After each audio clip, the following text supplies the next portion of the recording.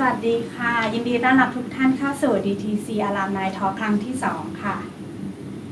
Good morning Good morning everyone Please welcome everyone to the second time of DTC Alumni Talk นะคะก่อนอื่นขอแนะนำตัวก่อนนะคะดิฉันภัทราชุมวิเชียรค่ะขออนุญาตทำหน้าที่ดำเนินรายการแล้วก็เป็นผู้ร่วมเสวนาในครั้งนี้ค่ะตื่นเต้นนิดหน่อยนะคะ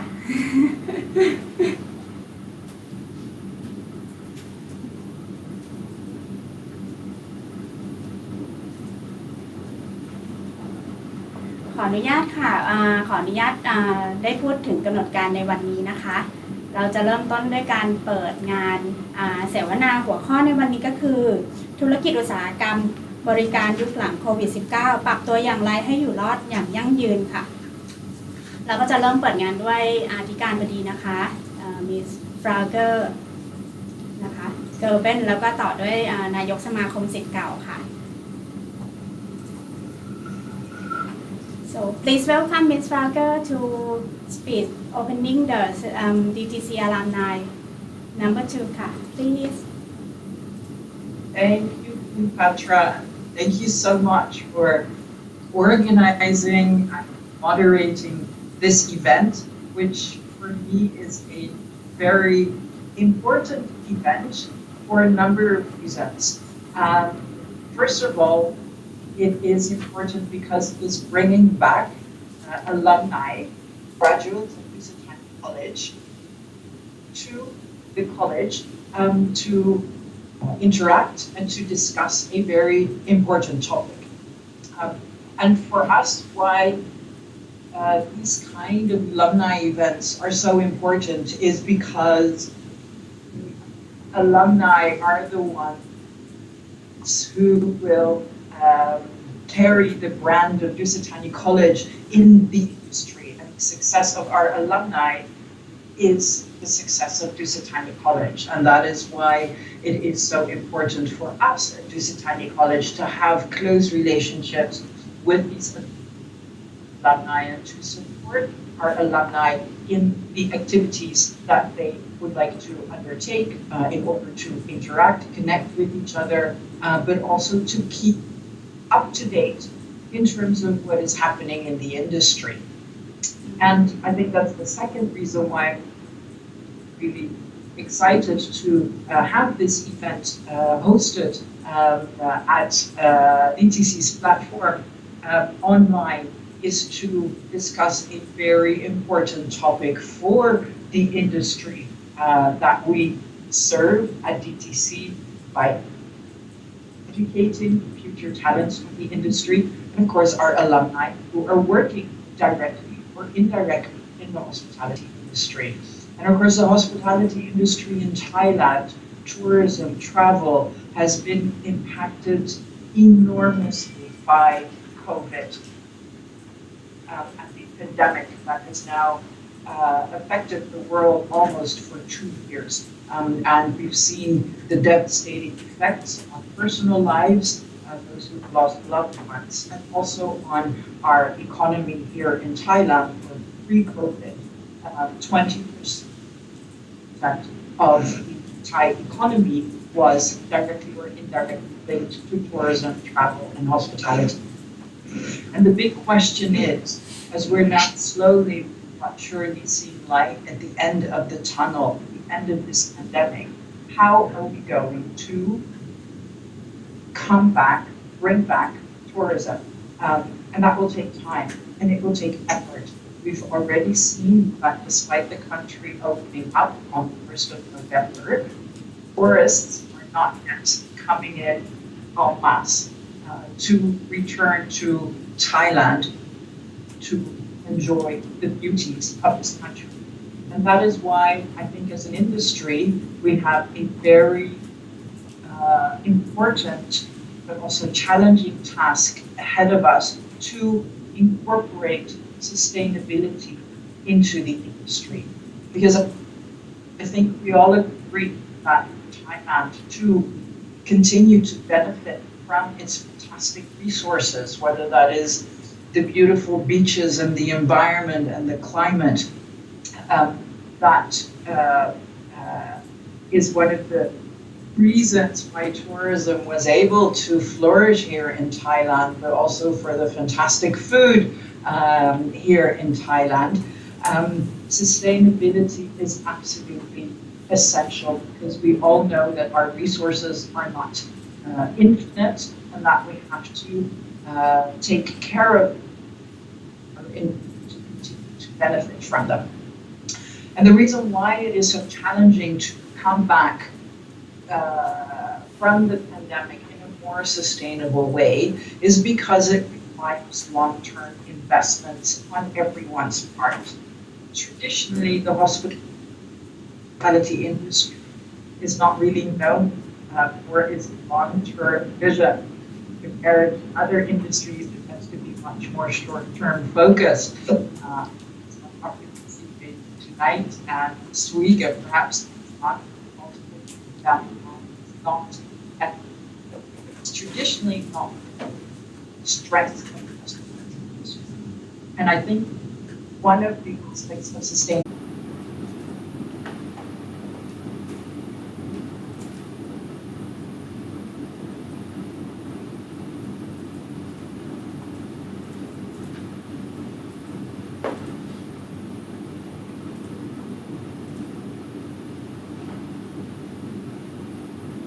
นะครับกลับมาสตรีมมิ่งนะครับ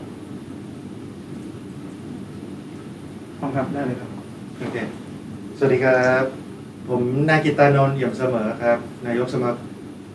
มาคมศิษย์เก่าวิทยาลัยดุสิตธานีมหาปณีรุ่นที่ 2 ปี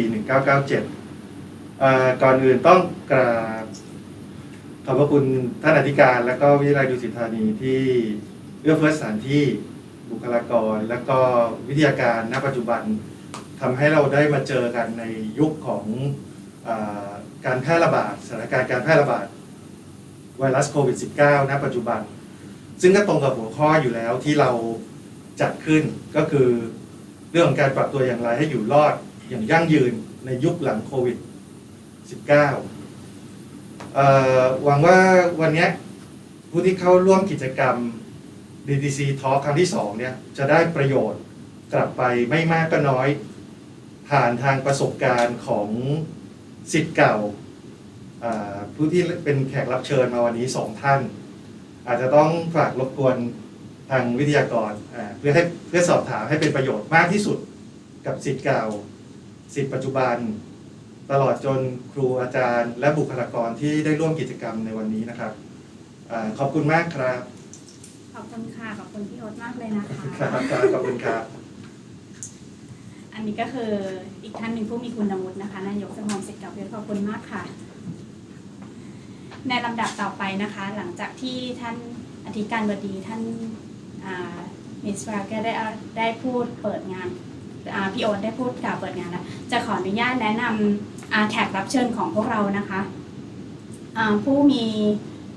ศิษย์เก่าทั้งหลายก็คือวันนี้เรามีแขกรับเชิญ2 ท่าน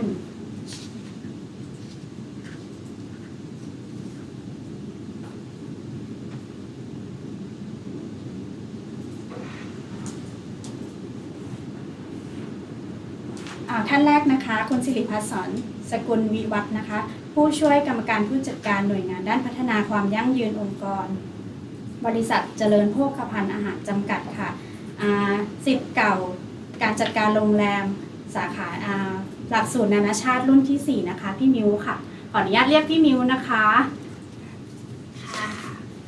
สวัสดีค่ะพี่มิวสวัสดีค่ะสวัสดีค่ะเราจะเริ่มคุยกันทีละท่าน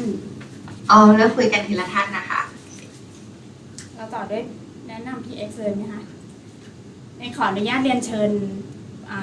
ผู้ร่วมเสวนาอีกท่านนะคะรุ่นศิษย์เก่าอีกท่านหนึ่งของเรานะคะคุณจักรวรรดิละอองสุวรรณค่ะหรือพี่เอ็กซ์นะคะผู้จัดการทั่วไปออนเซ็นแอดมอนแจ่มเชียงใหม่ค่ะสวัสดีครับผมสวัสดีครับทุกท่านครับสวัสดีค่ะขออนุญาตเรียกพี่เอ็กซ์นะคะครับผมยินดีครับผมหัวข้อเสวนาวันนี้อย่างที่พวกเราได้รู้กันนะคะธุรกิจอุตสาหกรรมบริการยุคหลังโควิด -19 ปรับตัวอย่างไรให้อยู่รอดแบบยั่งยืนอันนี้น่าจะเป็นหัวข้อตรงเกี่ยวกับพี่ๆทั้ง2 คนเลยที่ได้มีประสบการณ์ตรงและประสบการณ์จริงเนาะเป็นยังไงกันบ้างคะพี่ๆ พี่มิวก่อนค่ะ โอเค ได้ค่ะก่อนอื่นนะคะ ก็ต้องขอบคุณนะคะน้องปั๊มนะคะ แล้วก็มิสฟรอเกอร์นะคะ แล้วก็พี่โอ๊ตนะคะที่ให้โอกาสพวกเราศิษย์เก่าได้มาเจอกันนะคะสำหรับในช่วงสถานการณ์โควิด -19 นะคะก็ตอนนี้มิวอยู่ส่วนงานด้านของในอุตสาหกรรมอาหารนะคะแล้วก็จริงๆก็ดูในภาพรวมของการบริการด้วยนะคะซึ่งตรงนี้เนี่ยก็ต้องบอกว่าสำหรับธุรกิจอาหารก็ไม่ได้รับผลกระทบในเชิงยอดขายมากนักนะคะแต่อาจจะรับผลกระทบในเรื่องของต้นทุนที่เพิ่มขึ้นอันเนื่องมาจากมาตรการความปลอดภัยต่างๆนะคะค่ะก็ในเบื้องต้นก็จะเป็นลักษณะนั้นค่ะเพราะว่าอย่างที่ท่านทราบดีนะคะว่าในภาพรวมของ CPF ที่พี่มิวทำงานอยู่เนี่ยนะคะก็จะดูแลผู้บริโภคประมาณ 4,000 ล้านคนทั่วโลกก็คือครึ่งโลกเพราะฉะนั้นเนี่ยกำลังการผลิตหลักที่เราได้วัตถุดิบมาก็จะมาจากมาตรการความปลอดภัยต่างๆเนี่ยนะคะที่เราต้องดูแลเป็นพิเศษค่ะ อันนี้ผลกระทบในทางด้านอาหารนะคะ แล้วอย่างของพี่เอกทางผลกระทบของโควิด -19 ค่ะทางธุรกิจการโรงแรมและการท่องเที่ยวของพี่เอกมีได้รับผลกระทบอะไรบ้างคะของการโรงแรมและการท่องเที่ยวและการโรงแรมนะครับก่อนอื่นผมต้องขอบคุณทุกท่านเช่นกันนะครับท่านอธิการแล้วก็ท่านนายกนะครับและทุกคนนะครับก็ในธุรกิจของโรงแรมและการท่องเที่ยวเนี่ยในภาคนี้จะเป็นภาคธุรกิจที่เป็นภาคแรกๆที่ได้รับผลกระทบเป็นอย่างมากนะครับเมื่อโควิดระบาดไม่ว่าจะรอบไหนๆก็แล้วแต่นะครับมันก็จะเป็นเหมือนกระทบจาก1 ไป 2จะล้มไปตามๆกันโดมิโนนะครับโควิดเริ่มระบาดแต่ละประเทศปิดกั้นการเดินทางประเทศไทยล็อกดาวน์ปิดประเทศนะครับทุกอย่างมันเป็นเหมือนเซอร์เคิลแล้วก็กลายเป็นว่าทุกอย่างกระล้มลงไปพร้อมๆกันนะครับสถานการณ์โควิดจริงๆแล้วเนี่ยมันมีผลกระทบหนักที่สุดสำหรับธุรกิจที่ผมทำงานอยู่นะครับก็คือจากปกติเนี่ยมีรายได้ของนักท่องเที่ยวเข้ามาปีเป็นล้านบาทนะครับในปี 62 นี่ลดลงไปเหลือแบบ300,000 ล้านหายไปกว่า 80% นะครับซึ่งก็ถามว่าธุรกิจตามหัวเมืองต่างๆอย่างเช่นเชียงใหม่ภูเก็ตสมุย3 แหล่งนี่คือล้มแบบไม่เป็นท่าเลยนะครับสมุยกลายเป็นเมืองร้างไปเลยนะครับโชเวที่ทุกคนเคยรู้จักกลายเป็นเมืองร้างนะครับห้างปิดร้านต่างๆปิดหมดเลยนะครับเชียงใหม่เองก็โดนภูเก็ตเองก็โดนนะครับเพราะฉะนั้นเนี่ยผมเคยลองนั่งทำรีเสิร์ชดูนะครับว่าความเสี่ยงมาแบ่งเป็นความเสี่ยง3 แบบเสี่ยงต่ำเสี่ยงกลางเสี่ยงสูงเราอยู่ในเสี่ยงสูงนะครับธุรกิจโรงแรมร้านอาหารการท่องเที่ยวสายการบินทุกอย่างเลยนะครับเพราะฉะนั้นเนี่ยมันเป็นสิ่งที่ผมบอกได้เลยว่าเป็นอะไรที่หนักมากๆสำหรับการท่องเที่ยวที่หรือการโรงแรมที่เกิดขึ้นนะครับหน่วยงานต่างๆก็ยกเลิกนะครับยกเลิกการท่องเที่ยวยกเลิกการจัดประชุมสัมมนายกเลิกทุกอย่างเลยนะครับเพราะว่ามาตรการต่างๆที่ภาครัฐทำเพื่อป้องกันการระบาดนะครับก็เจ็บหนักพอสมควรครับในเดือน2 ปีที่ผ่านมาครับผมพูดได้ว่าพี่เอกกับธุรกิจโรงแรมเนี่ยคือได้รับเอฟเฟกต์ตรงเลยใช่ไหมคะตรงมากครับมากที่สุดอันนี้คือผลกระทบที่ได้รับนะคะจากพี่ทั้งแล้วก็ความคิดเห็นของพี่ทั้ง2 ท่านหัวข้อต่อไปค่ะผมอยากถามนิดนึงว่าพฤติกรรมการท่องเที่ยวทั้งของคนไทยและต่างชาติเองอะค่ะหลังจากที่โควิด -19 ลดลงแล้วเนี่ยค่ะมีอะไรเปลี่ยนแปลงไปบ้างคะและอะไรเป็นประโยชน์และอะไรเป็นอุปสรรคต่ออุตสาหกรรมการท่องเที่ยวอย่างเราเนี่ยค่ะรบกวนเชิญพี่เอ็กซ์สอนก็ได้ค่ะคือการระบาดโควิดเนี่ยนะครับถือเป็นการเซตซีโร่ของภาคการท่องเที่ยวเลยก็ว่าได้นะครับเพราะว่าโควิดเนี่ยได้เปลี่ยนแปลงมุมมองและวิธีการดำเนินชีวิตของผู้คนไปอย่างมากรวมถึงวิธีการท่องเที่ยวของคนก็เปลี่ยนไปด้วยนะครับเปลี่ยนแปลงไปอย่างมากเลยทีเดียวนะครับนักท่องเที่ยวจะหันมามองถึงความคุ้มค่ามากกว่าปริมาณนะครับอันนี้เป็นสิ่งที่ผมเริ่มมองเห็นแล้วว่าเช่นการเลือกที่พักสถานที่ท่องเที่ยวต่างๆต้องปลอดภัยไม่แออัดพักอยู่ในสถานที่ที่แล้วก็พักอยู่ที่เดิมนานๆจะไม่มีการเปลี่ยนที่เหมือนสมัยก่อนวัยรุ่นจะชอบแบบเข้าอินเข้าเอาคือเข้าไปแล้วออกเดินทางให้มากที่สุดเก็บรายละเอียดให้มากที่สุดแต่หลังๆเนี่ย เริ่มอยู่กับที่นานๆขึ้นนะครับลดการสัมผัสหรือการอยู่ร่วมกับคนอื่นเลยนะครับซึ่งจริงๆแล้วผมว่าอันนี้ก็เป็นสิ่งดีนะครับเช่นตอนนี้คนเริ่มไปหาธรรมชาติ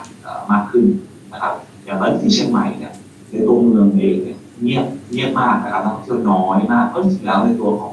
ตัวเมืองเชียงใหม่นักท่องเที่ยวหลักๆก็จะเป็นชาวต่างชาตินะครับเป็นคนจีนเป็นยุโรปบ้างเล็กน้อยนะครับแล้วก็เป็นออสเตรเลียอเมริกันนะครับอันนี้คือเงียบกริบนะครับแล้วก็คนไทยเองจะไม่ค่อยอยู่ในเมืองคนไทยจะชอบไปร้านกาแฟแล้วก็ออกไปนอกเมืองนะครับจะออกไปทางแม่ริมแม่ออนหรือทางรอบๆนะขึ้นไปอยู่กับธรรมชาติมากที่สุดนะครับซึ่งอันนี้ผมว่าตัวอุปสรรคจะเกิดขึ้นกับตัวของผู้ประกอบการนะครับที่จะต้องหาวิธีการทำยังไงให้ลูกค้ากลับมาในมุมของตัวเองนะครับในพาร์ทของตัวเองเพราะว่าตอนนี้เองในไม่ว่าจะเป็นภูเก็ตเองเชียงใหม่เองหรือว่าสมุยเองคนที่อยู่รอบนอกจะไม่ค่อยอยู่ในเมืองนะครับซึ่งผมคิดว่าถ้าจริงๆแล้วถ้าประเทศหลังจากนี้เนี่ยถ้าสมมติเราสามารถที่จะจับกลุ่มนักท่องเที่ยวแบ่งแล้วก็เรียกว่าทำแบ่งกลุ่มย่อยออกเป็น3 กลุ่มได้เนี่ยว่าก็น่าจะทำให้การท่องเที่ยวกลับมาฟื้นขึ้นนะครับก็คืออาจจะเป็นพวก medical อาจจะเป็น tourism นะครับก็กลุ่มนี้เป็นกลุ่มที่ค่อนข้างที่จะเข้ามาใช้จ่ายเยอะนะครับแล้วก็พวก green community based tourism ก็คือพวกที่ชอบอยู่ตามต่างจังหวัดชอบอยู่ตามเมืองรองต่างๆนะครับแล้วก็พวก business นะครับ business ที่จะเป็นกลุ่มสุดท้ายที่จะมีการใช้จ่ายต่อทริปเนี่ยไม่มากเท่าไหร่นะแต่ว่าคืออยู่นานๆนะครับซึ่งอันนี้ผมว่าจริงๆอุปสรรคของเราคือมันต้องอยู่ที่การปรับตัวของเราแล้วนะว่าเราจะสามารถเรียกว่าอะไรหาประโยชน์เล็กๆน้อยๆจากสิ่งที่เกิดขึ้นได้อย่างไรครับผมแต่โดยปกติแล้วของพี่ X เนี่ยค่ะออนเซ็นม่อนแจ่มก็เป็น destination ของนักท่องเที่ยวอยู่แล้วใช่ไหมคะใช่ครับเพราะว่าด้วยตัวของโลเคชันเองเป็นสิ่งที่เหมาะสมที่สุดในการมีความวุ่นวายนะครับไปอยู่ในป่าในเขานะครับก็ถือว่าเป็นอีก destination ที่ลูกค้าหรือนักท่องเที่ยวอยากจะไปพักผ่อนครับผมก็ได้รับอุปสรรคโดยตรงเลยนะคะรบกวนกลับไปทางที่พี่มิวค่ะแล้วอุปสรรคของทางด้านธุรกิจอาหารบ้างนะคะได้เลยค่ะนะคะในส่วนของภาคอุตสาหกรรมอาหารซึ่งก็ต้องสอดคล้องกับอุตสาหกรรมการบริการอยู่แล้วนะคะเป็นสำคัญอย่างที่เราทราบดีนะคะว่าตัวของ GDP ของประเทศไทยอะค่ะมาจากธุรกิจการท่องเที่ยวอาหารและการเกษตรนะคะเพราะฉะนั้นเนี่ยไอ้เจ้าโควิดเนี่ยจริงๆแล้วจะเรียกว่าร้ายก็ร้ายจะเรียกว่าดีก็ดีได้ถ้าเรามองมันในแง่ดีนะคะเพราะฉะนั้นเนี่ยเราจะเห็นได้ว่าตัวการบริโภคอะค่ะของคนไทยเนี่ยในช่วงโควิด2 ปีที่ผ่านมาเนี่ยอุตสาหกรรมนะคะที่เจริญเติบโตแบบชัดๆเลยที่เห็นอย่างแรกเลยคือ communication เนาะก็คือธุรกิจการสื่อสารอันที่2เนี่ยก็คือ grocery ที่เป็นกลุ่มธุรกิจฟู้ดสินค้าสดนะคะแล้วก็ต่อจากนั้นเนี่ยก็จะเป็นกลุ่มที่เป็น food and beverage นะคะที่เป็นแบบอาหารพร้อมรับประทานในขณะเดียวกันก็เหมือนกับที่พี่ X เล่าเมื่อกี้ว่าเรื่องของโรงแรมสายการบินนะคะหรือกลุ่มธุรกิจยานยนต์ไอ้กลุ่มพวกนี้จะเป็นกลุ่มที่มีปัญหาดังนั้นเนี่ยพอเรามองภาพรวมแบบนี้ได้แล้วอะค่ะสิ่งที่น่าสนใจก็คือว่าเชื่อไหมคะว่าในช่วงระยะเวลาที่ผ่านมากลุ่มที่การบริโภคหรืออาหารเนี่ยค่ะมันสอดคล้องกับอีกอันหนึ่งก็คือเรื่องของธุรกิจในด้านของ personal healthนะคะก็คือเรื่องของสุขภาพมาเลยขึ้นมาเลยนะคะเพราะฉะนั้นเนี่ยอาหารที่คนจะกินเนี่ยแต่เกิดเราเดินข้ามกระชายเดินข้ามตัวของพวกสมุนไพรนะคะเดินข้ามเรื่องของพวกวิตามินนะคะยาป้องกันโรคอะไรต่างๆตอนนี้คนจะพอสวิตช์เทรนด์ตัวนี้ขึ้นมาปุ๊บเนี่ยมันเกินกว่าที่คนเราอะค่ะจะกินอาหารธรรมดาละกลายเป็นว่าเรากินเพื่อที่เรากลัวตายมันไม่ใช่กินเพื่อความอิ่มท้องมันไม่ใช่กินเพื่อที่จะถ่ายรูปเซลฟี่มันไม่ได้กินเพื่ออะไรละเพราะนั้นเนี่ยไลฟ์สไตล์ของคนเปลี่ยนไปเห็นได้ชัดเลยนะคะว่ากลุ่มที่ต่างกัน2 อันแรกเนี่ยคือกลุ่มที่เป็นอุปโภคเนาะกลุ่มแรกคือ personal hygiene นะคะไอ้พวกสเปรย์แอลกอฮอล์พวกหน้ากากมาแรง2 health products นะคะที่เป็นกลุ่มอาหารเสริมนะคะ3คือ home cleaning นะคะไม่ว่าจะเป็นยาฆ่าเชื้ออะไรต่างๆ กลุ่มเนี้ยโตไอ้กลุ่มเนี้ยโตคู่กับอาหารเลยค่ะน้องปั๊มเพราะฉะนั้นเนี่ยอาหารเนี่ยในขณะเดียวกันจุดที่เป็นมาร์จิ้นหลักของธุรกิจบริการไม่ว่าจะเป็นแอลกอฮอล์ไม่ว่าจะเป็น luxury ไม่ว่าจะเป็นการ eat out หรือว่าการกินข้างนอกดรอปลงสิ่งที่กำลังจะบอกก็คือว่าในฐานะที่เราอยู่ในอุตสาหกรรมหรือเราเรียนอยู่ในอุตสาหกรรมการบริการหรือแม้แต่อุตสาหกรรมตรงนี้เนี่ยอยากให้เห็นภาพใหญ่ว่ามันมีโอกาสในนั้น เพราะฉะนั้นเนี่ยเราตัวพี่มิวเองถูกปลูกฝังว่าทุกอย่างอ่ะมันมีโอกาสอยู่มันก็เลยทำให้เห็นว่าธุรกิจโรงแรมอะค่ะมีการปรับตัวในเรื่องของการทำ medical destination ที่เป็น traveler มากขึ้นทำ FIT มากขึ้นที่เป็นกลุ่มอย่างที่พี่ X เล่าและอีกอย่างหนึ่งเนี่ยนะคะที่กำลังโตไม่แพ้กันก็คือกลุ่มเพชรนะคะกลุ่มสัตว์เลี้ยงนะคะเพราะฉะนั้นเนี่ยถ้ามองภาพธุรกิจเนี่ยนะคะไอสัตว์เลี้ยงเนี่ยมูลค่าของสัตว์เลี้ยงตอนนี้หลายหมื่นล้านมากนะคะ market share สัตว์เลี้ยงเพราะนั้นทุกธุรกิจแทบจะกระโดดลงอันนี้หมดเลยไม่ว่าจะเป็นธุรกิจอาหารนะคะอาหารสำหรับหมาฟันกำลังขึ้นสำหรับหมาแก่สำหรับแมวหนุ่มอันนี้คือกลุ่มอาหารที่เกี่ยวข้องกับทางพี่มิวอีกกลุ่มหนึ่งกลุ่มประกันก็ไปลงเล่นกับประกันชีวิตสัตว์เลี้ยงกลุ่มโรงแรมตอนนี้มี hospital สำหรับสัตว์เลี้ยงมีโฮเทลสำหรับสัตว์เลี้ยงแล้วเห็นว่ามีออนเซ็นสำหรับสัตว์เลี้ยงอีกแล้วก็นะคะแล้วก็ที่สำคัญอีกไลฟ์สไตล์หนึ่งที่เกี่ยวข้องกับฟู้ดก็คือว่าคนนะคะบางที work from home เบื่อเปลี่ยนโรงแรมที่เป็นเขาบอกว่า work from hotel อันนี้ก็พวกเราก็อยู่ในวงการเราจะนึกออกเนาะกับตอนนี้วัยรุ่นใหม่อะค่ะอย่างทีมพี่มิวที่ทำงานด้วยกันนะคะเขาเรียกว่า Spacecation คือวันนี้ไปอยู่รูฟท็อปนี่นะครับผมอยู่รูฟท็อปนี่นะพี่มิว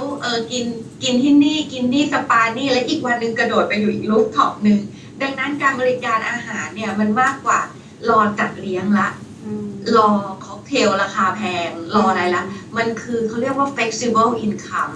ดังนั้นเนี่ยในฐานะที่เราอยู่ในธุรกิจอาหารเนี่ยเราก็จะช่วย reflect ในเรื่องของเทรนด์ได้ให้กับพี่ๆน้องๆที่เรียนในเรื่องของ hospitality หรืออยู่ในวงการเนี้ยได้ว่าเฮ้ยเราอาจจะเห็นภาพของธุรกิจ hospitality ที่อยู่เป็น outsider แล้วเรากลับมาบอกว่าเฮ้ยตอนเนี้ยเทรนด์แต่ละเทรนด์มันเป็นอย่างนี้นะเราลองปรับตัวใหม่ค่ะขอบคุณค่ะก็จะมีทั้งอุปสรรคข้อดีที่เกิดขึ้นมาธุรกิจใหม่ๆที่เกิดขึ้นจากโควิดของเรานะคะใช่ในงานขออนุญาตถามที่มิวเพิ่มเติมเลยแล้วหลังจากโควิดอะค่ะอาหารที่เป็นอาหารสร้างภูมิต้านทานพวกimmunity boosting พวกเนี้ยค่ะมีเทรนด์ที่จะเพิ่มขึ้นบ้างไหมคะใช่ค่ะน้องปั๊มก็เป็นคำถามที่ต้องบอกว่าเป็นคำถามที่อินเทรนด์และชาญฉลาดมากนะคะแล้วก็ภูมิใจที่ได้มาเล่าให้กับทีมศิษย์เก่าเราฟังเนาะก็คือสิ่งนี้เป็นสิ่งที่แอบบอกว่าถือว่าเป็นเอกสิทธิ์สำหรับ DTC โดยเฉพาะเลยอะก็คือว่าในถ้าเราให้เราคิดเชิงธุรกิจก่อนละกันนะคะว่าถ้าเราอะทำอาหารจานหนึ่งเสิร์ฟที่โรงแรมเราอะmargin ของ food cost อยู่ที่ 30% อันนี้ให้คิดเราในฐานะที่เราเป็นสิทธิ์เก่าสูงกว่านี้นี่ไม่ได้แล้วสูงกว่านี้ไม่ได้ใช่ไหมคะคือ margin ของ food cost คือ 30% แล้วก็ไหนจะค่า operation นะคะไหนจะ inventory cost อีกมหาศาลแล้วในขณะที่ occupation ก็ตกหมดเลย occupancy ตกหมดสิ่งที่น่าคิดตอนนี้เนี่ยคือมันเป็น niche market ที่กลุ่มเนี้ยจะเป็นกลุ่มที่ยอมจ่ายแพง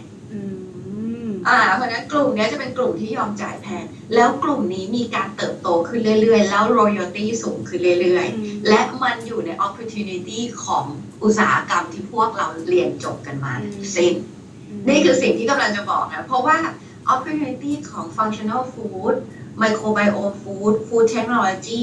กลุ่มเหล่านี้เนี่ยมันคือ combination ที่สวยงามกับเชฟแล้ว market มันอยู่ตรงนั้นแต่คนเนี่ยจะไม่กล้าขายของแพง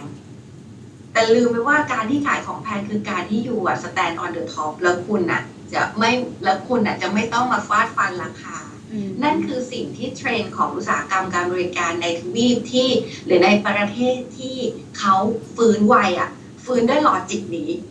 อันนี้พี่พูดเชิงธุรกิจให้ฟังก่อนว่าเขาฟื้นด้วยลอจิกนี้ ว่าถ้าเราอ่ะกล้าที่จะมี innovation ใหม่ๆในร้านของเราใน outlet ของเราคนกลุ่มนี้เขาพร้อมจะซื้อ แต่นั่นก็คือนโยบายของแต่ละโรงแรมที่อันเนี้ยเราแชร์อย่างที่พี่บอกว่าเป็นเนี่ยประโยชน์ที่จะได้รับจากพี่คือการที่มันเล่าให้ฟังเหมือนเลยว่าเฮ้ยมันมีเทรนด์แบบนี้แล้วเขากำลังจับกันอยู่นะถ้าเรายังมองอาหารผัดกะเพราคือผัดกะเพราเราจะได้ผัดกะเพราจานนั้นจานเดียวต้มยำกุ้งคือต้มยำกุ้งได้จากต้มยำกุ้งจานนั้นจานเดียวแต่ถ้าน้องปั๊มบอกว่าต้มยำกุ้งเนี้ยมันคือ herbs มันคือ มันสร้างภูมิคุ้มกันนะ มันจะทำให้อยู่เป็นโควิดยากขึ้นนะ คือหนึ่งในการสร้างแอนติบอดีอันนี้มันคือ definite ของการที่คนกล้าจ่าย แต่มันต้องไม่ใช่หน้าตาต้มยำกุ้งปกติคราวนี้กลับมาที่คำถามของปั๊มก็คือว่าในเทรนด์อาหารเนี่ยนะคะมันมีทั้งหมดเนี่ย7เทรนด์แต่พี่เล่าแค่4เทรนด์พออันแรกคือ proactive healthcare proactive healthcare คืออะไรก็คือการที่คนกินเพื่อป้องกันโรคมากขึ้นอันนี้เล่าไปละก็คือแบบกินเพื่อป้องกันโรคมากขึ้นคือกินเพราะกลัวตายอันนี้ให้เข้าใจง่ายๆแบบนี้อันที่สองคือ functional food functional food เนี่ยก็คือ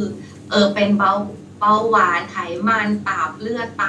คนกลุ่มนี้กินอาหารธรรมดาตายง่ายตายเร็วเพราะนั้นเนี่ย functional food จะเกิดขึ้นเยอะมากเห็นไหมคะน้ำมันพืชสมัยเราเด็กๆมียี่ห้อเดียวเนาะกลุ่มทิพย์แค่นี้กินไปเถอะตอนนี้ลองเดินเข้าไปซูเปอร์มาร์เก็ตน้ำมันพืชมีอย่างยี่ห้อเดียวมี7-8 แบบจะเอาไปทอดเอาไปต้มเอาไปผัดเอาไป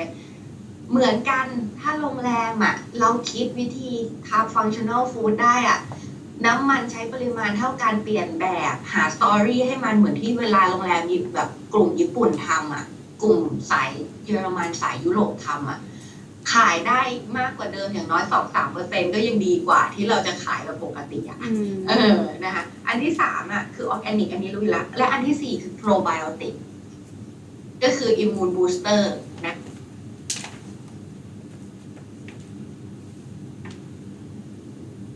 ปามให้กับเพื่อนๆฟังน้องๆฟังก็คือว่าอิมมูนบูสเตอร์คือจุลินทรีย์ที่มีประโยชน์ต่อร่างกายในร่างกายของคนเรามีใน1ตารางเซนติเมตรของร่างกายเรามีจุลินทรีย์1 ล้านตัวอยู่ในนั้นจุลินทรีย์นี้จะเป็นตัวบอกเลยว่าคุณจะหน้าเด็กคุณจะแก่ไว้เพราะว่าจุลินทรีย์นี้จะเป็นตัวดูดซึมสารอาหารเข้าสู่ร่างกายและทำให้ร่างกายเราสุขภาพแข็งแรงโดยที่คุณไม่ต้องใช้ยาและทำให้อิมมูนของคุณแข็งแรงอยากรู้เพิ่มเติมไปศึกษาเพิ่มเติมได้นะคะแล้วก็อยากให้ทางหลายๆโรงแรมลองเอาเทรนด์เนี้ยไปจับดูคีย์เวิร์ดคืออิมมูนบูสเตอร์อันที่2คือไมโครไบโอมนะคะอันที่3คือพรีไบโอติกแอนด์โปรไบโอติกลองดูอาหารไทยมีเยอะมากลองชูเรื่องนี้ดูค่ะอันนี้ก็จะเป็นคอนเซปต์ซูเปอร์ฟู้ดนะคะเนาะ ใช่ ไม่ใช่แค่อาหารที่กินแล้วอิ่มนะคะมันทำให้ร่างกายแข็งแรงด้วยเนี่ยอาจจะต้องเสวนาเพิ่มเติมอีกรอบนะคะเพราะว่าดีเทลมันเยอะมากเลยค่ะพี่มิวเป็นประโยชน์มากนะคะขออนุญาตกลับไปที่พี่เอกนะคะอย่างของพี่เอกเนี่ยค่ะมันออนเซ็นที่ม่อนแจ่มเนี่ยค่ะธีมที่พี่เอกทำอยู่เนี่ยค่ะสามารถจะรองรับพฤติกรรมที่เปลี่ยนไปของนักท่องเที่ยวที่เปลี่ยนไปอย่างรวดเร็วได้อย่างไรอะคะพี่เอกก่อนอื่นนะครับฟังน้องมิวเรารู้สึกเคลิ้มมากเลยนะครับรู้สึกอยากเปลี่ยนหัวข้อไปเกี่ยวกับอาหารเลยนะครับเพราะว่าฟังแล้วรู้สึกได้ประโยชน์จริงๆนะครับแล้วก็จริงๆแล้วเนี่ยโดยตัวของอาหารเนี่ยจริงๆที่น้องมิวบอกเลยนะครับว่ามันโรงแรมนี่เป็นคนอาหารเพราะว่าลูกค้าของเราเองก็จะเป็นลูกค้าที่ต้องบริโภคด้วยเช่นกันเพราะว่าอีกหนึ่งมาที่หนึ่งของเราจะเป็นการนอกจากห้องพักแล้วครับเป็นปีก็จะเป็นอีกตัวหนึ่งที่ทำรายได้ขึ้นมาไล่ๆกันเลยนะครับกลับมาที่ในคำถามนะครับโรงแรมของเซนต์มาร์แจ่มเนี่ยคือจริงๆจะต้องบอกว่าถูกสร้างจากบทความคิดแล้วก็วิเคราะห์แนวโน้มของตลาดของคนเลยตั้งแต่แรกเลยตั้งแต่เริ่มที่จะสร้างได้ที่มือดีมาแล้วก็อยากจะสร้างจริงๆอยากจะสร้างแค่บ้านพักนะครับทำไปทำมาแล้วมันขยายไปเรื่อยๆนะครับจนรู้สึกว่าเฮ้ยมันน่าจะทำเป็นโรงแรมนะครับคือเมื่อ5 ปีที่แล้วเนี่ยเราทางโอเนอร์วิเคราะห์ว่าลูกค้าเนี่ยชอบเดินทางไปญี่ปุ่นซึ่งลูกค้าเนี่ยคนไทยจะเดินทางไปญี่ปุ่นปีละ1 ล้านกว่าคน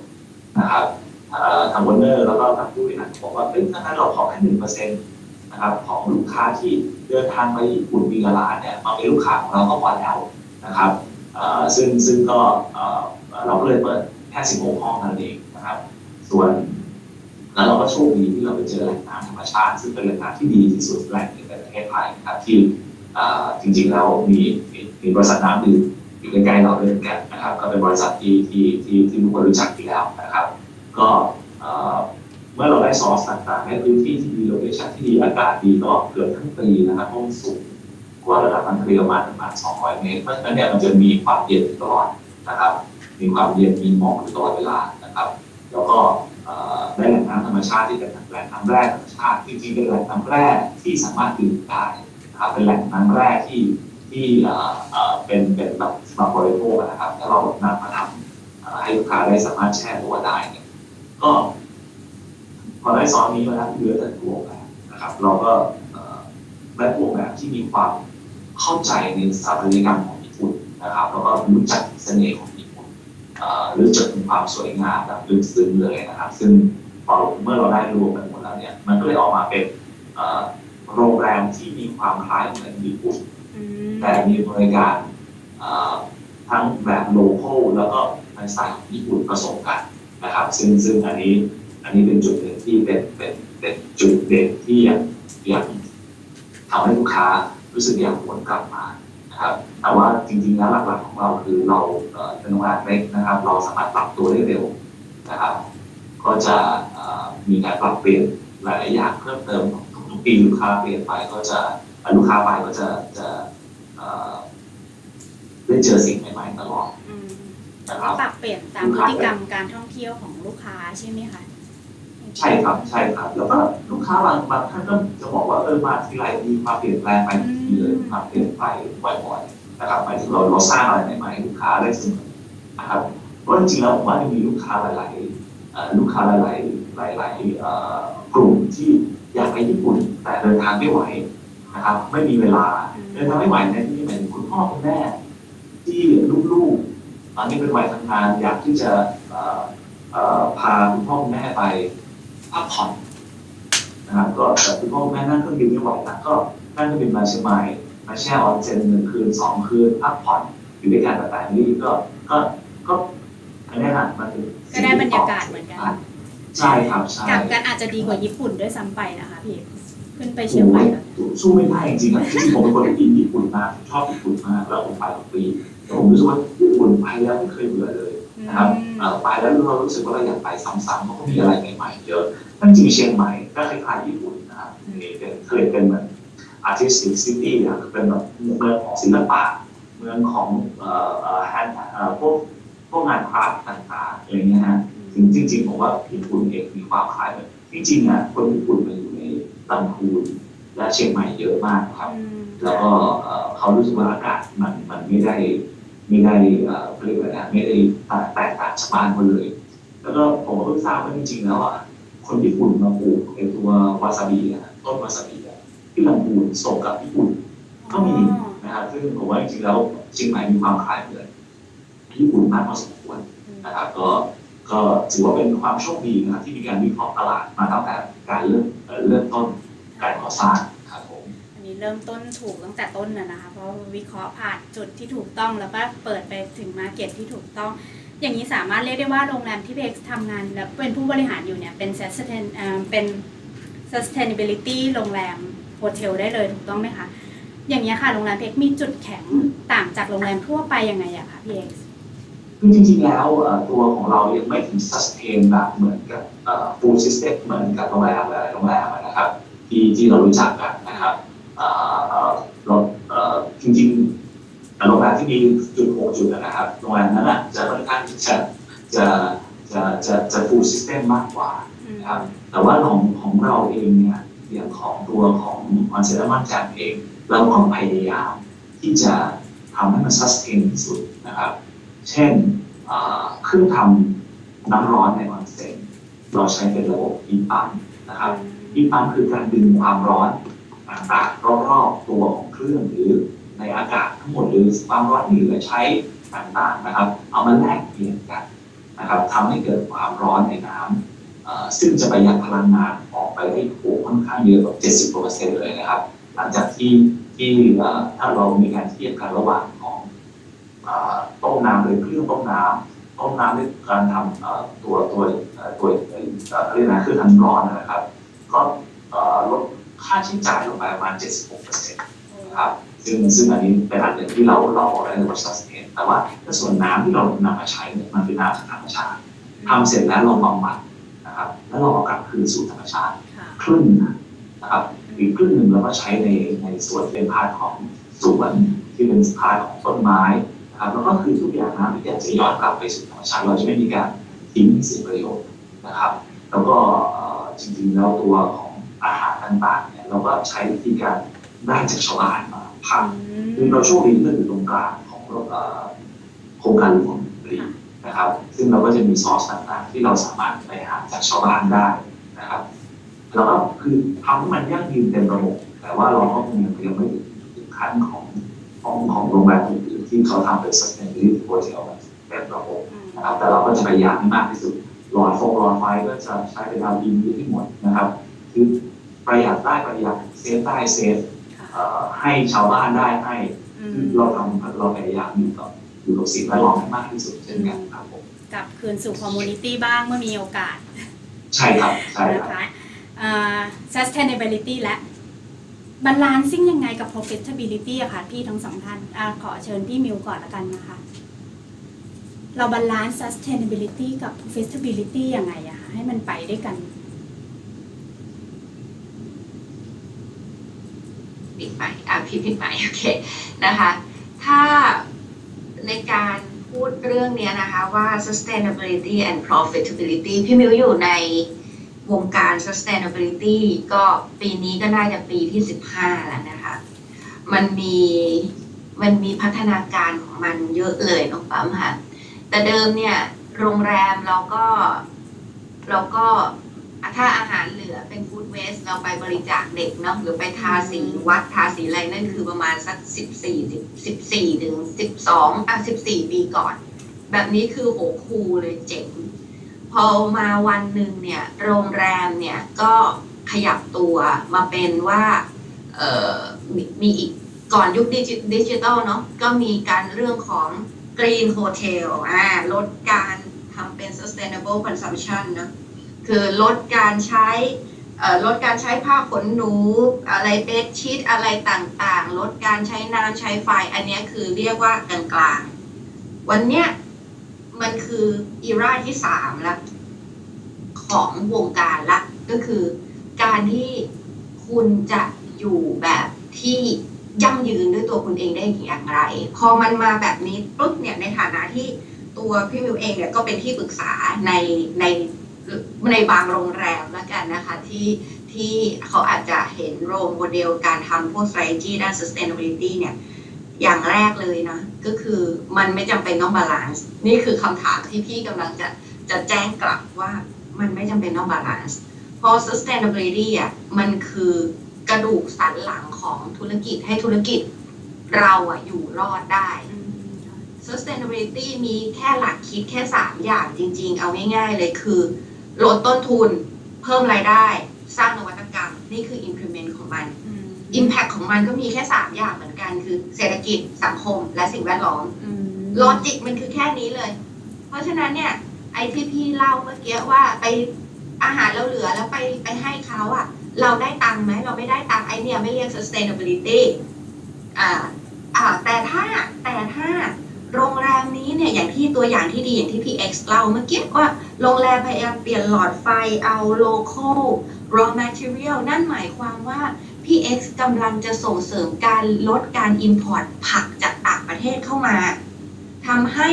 carbon footprint เนี่ยต่ำในขณะเดียวกันพี่ X สามารถ traceability ได้ว่าตัวของ community นี้เนี่ยเขาปลูกผักแล้วเขาได้ตังค์จากพี่ X 3ทำให้ livelihood ตรงนั้นเขาดีขึ้นไอ้สตอรี่เหล่านี้มันคือสตอรี่ที่เวลาเราความรู้สึกของเราว่าเฮ้ยไปญี่ปุ่นกี่ครั้งก็รักมันว่ะมันคือสตอรี่นี้เลยแต่ด้วยความที่ประเทศไทยหรือว่าวิธีลอจิกของการคอมมิวนิเคชันของเราเนี่ยมันไม่ได้คอมมิวนิเคชในเชิง integrated communication แบบนี้ คนมันก็เลยรับข้อมูลเป็นตอนแล้วก็บอกว่าอ๋อทำแบบนี้คือ sustainability จริง ๆ ไม่ใช่ ทุกแอคชั่นที่พี่ขออนุญาตใช้เคสที่เป็นเบสเคสของพี่เอ็กซ์เลยแล้วกันนะคะเพื่อความสนุกสนานในการดิสคัสทุกครั้งที่ผู้บริหารคิดว่าจะทำฮีทปั๊มอ่ะแล้วเซอร์คูลเลตน้ำกลับมา นั่นหมายความว่าคุณกำลังคืนน้ำที่ดีกลับให้โลกในขณะที่โลกใบนี้ค่ะคนน่าสงสารนะคะมนุษย์ขอโทษทีน่าสงสารมากนะคะมนุษย์เราน่าสงสารมากค่ะมนุษย์เราว่าเรามีพื้นที่1 ส่วนในปริมาณน้ำ3 ส่วนและปริมาณน้ำ3 ส่วนนั้นเป็นน้ำทะเลค่ะดังนั้นเนี่ยค่ะมนุษย์เรามันไม่สามารถที่จะอยู่ได้โดยขาด fresh water ดังนั้นนะคะตัวออนเซนนะคะของ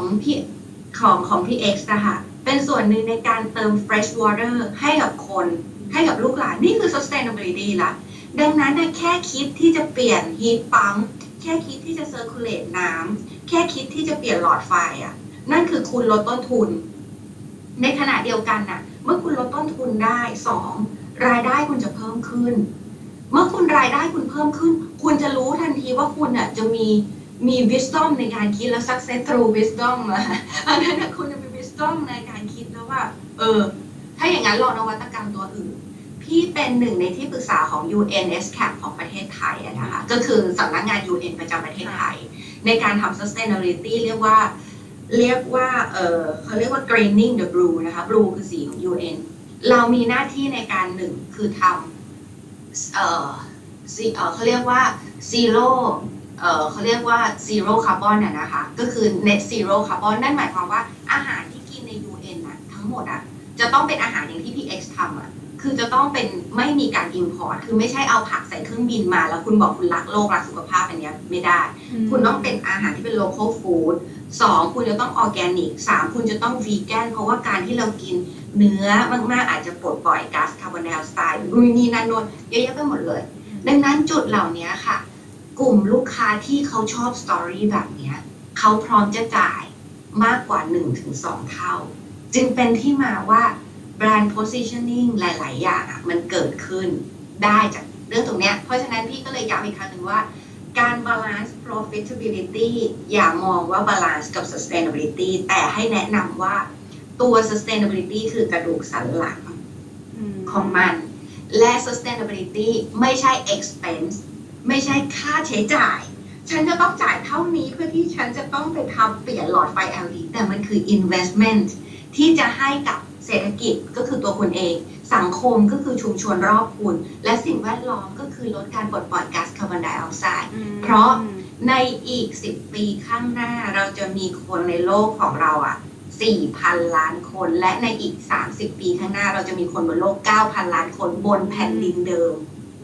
บนทรัพยากรอาหารที่มันน้อยลงบนน้ำที่น้อยลงเรากำลังอยู่ในอุตสาหกรรมที่เราจะทำให้พวกเขามีความสุขแต่ธุรกิจโรงแรมหรืออุตสาหกรรมบริการพึ่งพาทรัพยากรธรรมชาติ 100% ดังนั้นถ้าทรัพยากรหมดมันหมดเพราะเราไปเท่าไหร่เราต้องกลับไปคิด2ให้ดูโรโมเดลของนิวซีแลนด์เหมือนประเทศไทยคือ GDP หลักอยู่ที่การท่องเที่ยวคนนิวซีแลนด์ธุรกิจการท่องเที่ยวเนี่ยถ้าคุณทิ้งขยะเปียกคุณต้องจ่ายตังค์แล้วเพราะฉะนั้นเนี่ยอันนี้มันคือ responsibility ที่แบบขั้นแบบ extreme ไปเลยแต่เขารู้ว่าถ้าเขาทำลายบ้านเมืองเขาเองสิ่งสุดท้ายคือกระดูกสันหลังเขาจบค่ะอันนี้ก็คือภาพ sustainability ที่แชร์จ้ะขอบคุณค่ะมันไม่ใช่แค่แบบบาลานซ์ให้มันในตัวเงินนะคะพี่มิวมันมากกว่านั้นเนาะถ้าพอฟังดูโอ้โหมันลึกล้ำมากแล้วขออนุญาตข้ามไปทางพี่เอกค่ะแล้วของพี่เอกล่ะคะถ้าพูดถึงการบาลานซิ่งเนี่ยทั้ง2อย่างเนี่ยค่ะเรามีแนวทางแบบไหนคะ sustainability profitability ค่ะจริงๆผมต้องบอกว่าผมเห็นด้วยกับน้องมิวนะครับจริงๆแล้วมันไม่ควรเอามาอยู่ด้วยกันนะครับมันจะเป็นสิ่งที่ต่างกันมากกว่าเราบาลานซ์กันไม่ได้จริงๆเพราะว่าจริงๆแล้วถ้ามานั่งคิดถึงเรื่องของการที่จะทำจริงๆเรา sustainability เนี่ยเรารู้จักเขาเมื่อหลายปีเรารู้จักน้อยมากเราจะรู้จักอยู่3 R นะครับถ้าทุกคนจำได้สมัยเรียนนะครับก็คือ reuse recycle แล้วก็ reduce ท่องทุกวันค่ะพี่เอกท่องทุกวันอันนี้มันต้องย้อนไปหลายปีมากเลยนะฮะเรื่องนี้ นะครับไอตัว3R เนี่ยเป็นตัวหนึ่งที่จริงๆแล้วเราเริ่มรู้จักเขาก่อน sustainability คำว่า sustainability นะครับคือเรานำมาใช้ใหม่นะครับใช้ซ้ำแล้วก็ลดการใช้นะครับซึ่งจริงๆแล้วอันนี้เนี่ยสำหรับในเรื่องของโรงแรมเนี่ยมันไม่มีทางบาลานซ์ได้ในช่วงสั้นๆนะครับมันต้องใช้เวลานะครับเพราะว่าอย่างที่ไปคือความยั่งยืนเนี่ยมันอยู่ผลของมันคือระยะยาวมันไม่ได้สร้างวันนี้แล้วอีก1-2 เดือนจะเห็นผลนะครับยกตัวย้อนไปตอนที่เริ่มสร้างคอนเซ็ปต์เนี่ยเราตัดสินใจ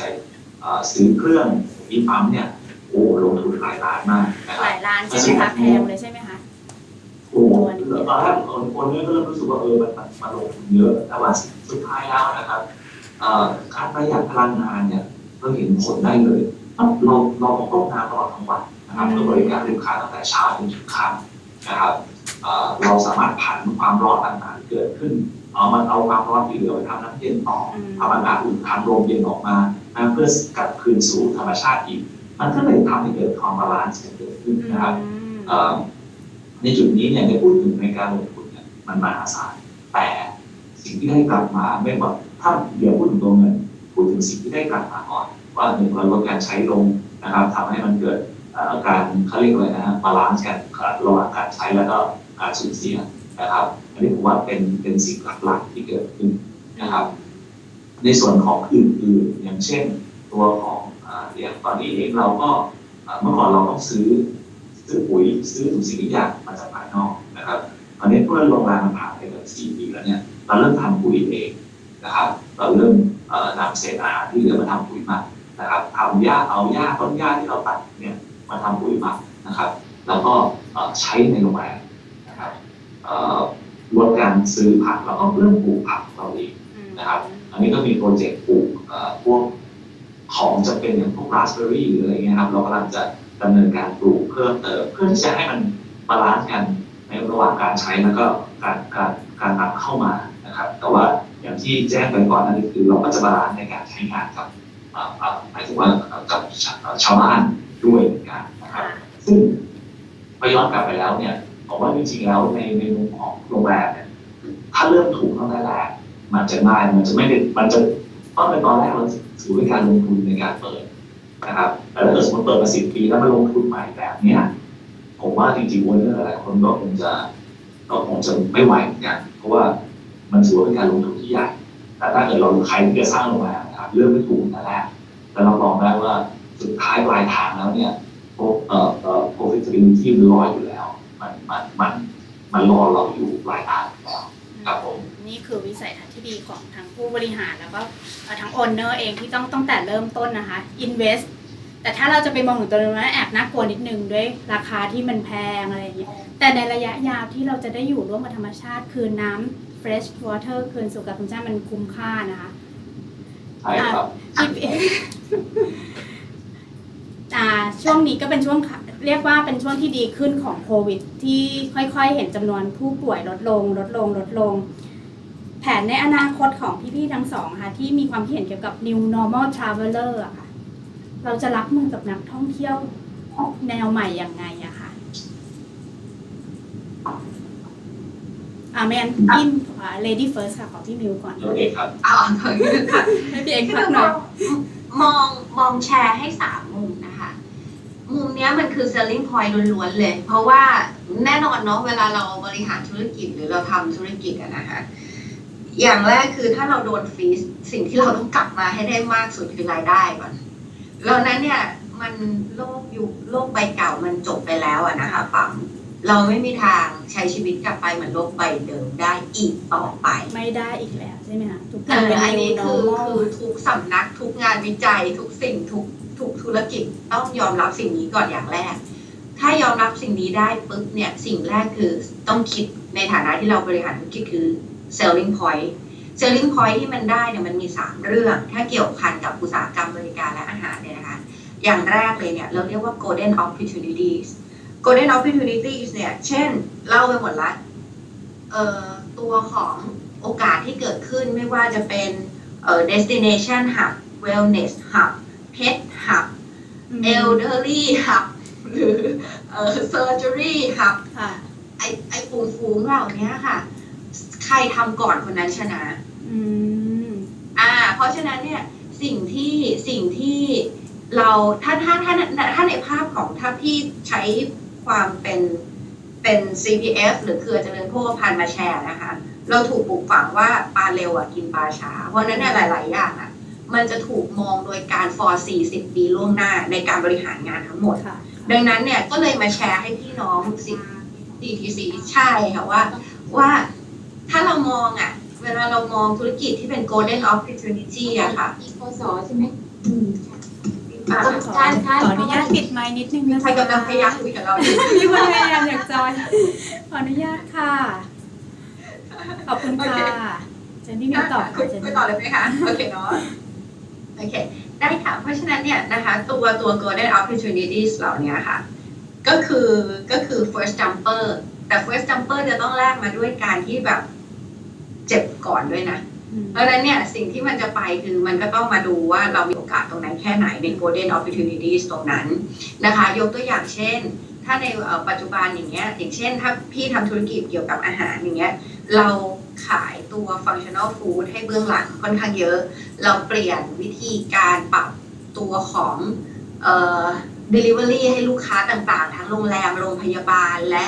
ร้านอาหารนะคะให้สามารถไปกินที่ไหนก็ได้อร่อยขึ้น holding time ยาวขึ้นลักษณะนี้คือภาพของธุรกิจอาหารที่ถ้าคุณทำได้ก่อนเขาก็ซื้อของคุณลักษณะนั้นอันที่สองอะค่ะคือ change service standard อย่างที่บอกตอนนี้คนอยากเที่ยวก็อยากเที่ยวกลัวป่วยก็กลัวป่วยกลัวตายก็กลัวตายไอเนี่ยคือแก็บทั้งนั้นเลยเพราะนั้นเนี่ยไอแก็บเหล่านี้ธุรกิจคือการปิดเพนพอยต์ของลูกค้ากลัวป่วยลูกค้ากลัวตายนั่นหมายความว่า high standard ที่มันมีเบื้องต้นแล้วเช่นชาสูงกว่านั้นมันคืออะไรสูงกว่านั้นมันคืออะไรในฝั่งของการทำงานของพี่ที่ทำงานในภาพนี้ค่ะเราจะต้องมียอนสแตนดาร์ด3ขั้นเสมอนั่นคือการถูกปลูกฝังของในการทำงานประจำวันของพี่เช่นถ้าประเทศไทยคืออย.ถ้าในธุรกิจอาหารประเทศไทยคืออย.สูงกว่าอย.คืออะไรสูงกว่าอเมริกาคืออะไรสูงกว่ายุโรปคืออะไรแล้วคุณไปที่จุดนั้นแหละไปรอเลยเพราะสักวันหนึ่งมันวิ่งไปถึงแน่นอนเพราะฉะนั้นเนี่ยในภาพของบริหารแต่ซึ่งแล้วแต่ culture ของธุรกิจแล้วแต่กำลังของเรานะคะอันนี้แต่พูดให้ฟังว่ามันมีหลายคนหรือมีสตาร์ทอัพหลายคนที่เขาไม่เลือกที่จะฟัดอยู่ใน Red Ocean เขาเลือกที่จะไปรออยู่ที่ Blue Ocean มันมีสตาร์ทอัพหลายคนและเด็กกลุ่มนี้หรือคนกลุ่มนี้ใช้เงินไม่ต้องพันล้าน100 ล้านเขาใช้เงินหลักล้านหรือ2 ล้านเขาไปได้เพราะฉะนั้นเนี่ยอันนี้คือสิ่งที่น่าสนใจก็คือ change service and standard เรื่องที่3อะค่ะก็คือ flexible revenue หมายความว่าถ้าเรายังยึดติดกับ business model โรงแรมเดิมของเรานั่นหมายความว่าเราจะได้รายได้น้อยกว่าเดิมเพราะโลกมันเปลี่ยนไปดังนั้น flexible model ก็เล่าไปหมดแล้วอย่างเช่นเปลี่ยนโรงแรมเป็นที่ถ่ายรูปให้พวกบล็อกเกอร์ไหมเปลี่ยนเป็น space vacation ไหมเปลี่ยนเป็น guest hotel ไหมเปลี่ยนเป็นอย่างอื่นที่เป็นเปลี่ยนฟิตเนสเป็นบริการที่พรีเมียมขึ้นไหมเพราะนั้นเนี่ยไอเหล่านี้ค่ะที่รู้มาก็เพราะว่าอย่างที่บอกว่ามัน relate to food มัน relate to lifestyle เพราะนั้นเนี่ยวันนี้มันยังไม่เห็นแต่คนที่เก่งเขาซุ่มทำหมดละอันนั้นมันขึ้นอยู่กับเราแล้วว่าเราคิดทันเขาไหมเราคิดบียอนแค่ไหนต้องให้เร็วต้องให้ทันนะคะ คีย์เวิร์ดพี่มิวคือ flexible เนอะเราจะต้องปรับตัวให้รับมือกับทุกประเภทของลูกค้านักท่องเที่ยวหรือธุรกิจการบริการนะคะใช่ไหมคะพี่มิวถ้าเรายืดหยุ่นกับมันปรับตัวให้เร็วให้ไวให้ทันคนอื่นเราก็จะสามารถรับมือกับ new normal traveler ได้ขอบคุณค่ะพี่มิวแล้วฝั่งทางพี่ X อะคะเราเตรียมแผนรับมือยังไงบ้างคะคือจริงๆของทางฝั่งโรงแรมทางฝั่งการท่องเที่ยวเนี่ยเหมือนอะไรอย่างจริงๆแขกมีลูกค้าเนี่ยมีแนวโน้มที่โหยหาการท่องเที่ยวมากมาก่อนนะครับเอาเป็นว่ายกตัวอย่างตอนนี้เชียงใหม่มีผู้ติดเชื้อ300-400ทุกวันนะครับแต่ถามว่านักท่องเที่ยวจากกรุงเทพไปเชียงใหม่มีทุกวันนะครับขับรถไปนั่งเครื่องไปตอนนี้คือยังไงก็แล้วแต่ฉันไม่ไหวละฉันอยู่บ้านไม่ไหวละฉันต้องไปเที่ยวละนะครับ แต่เขาจะคำนึงถึงวิธีการ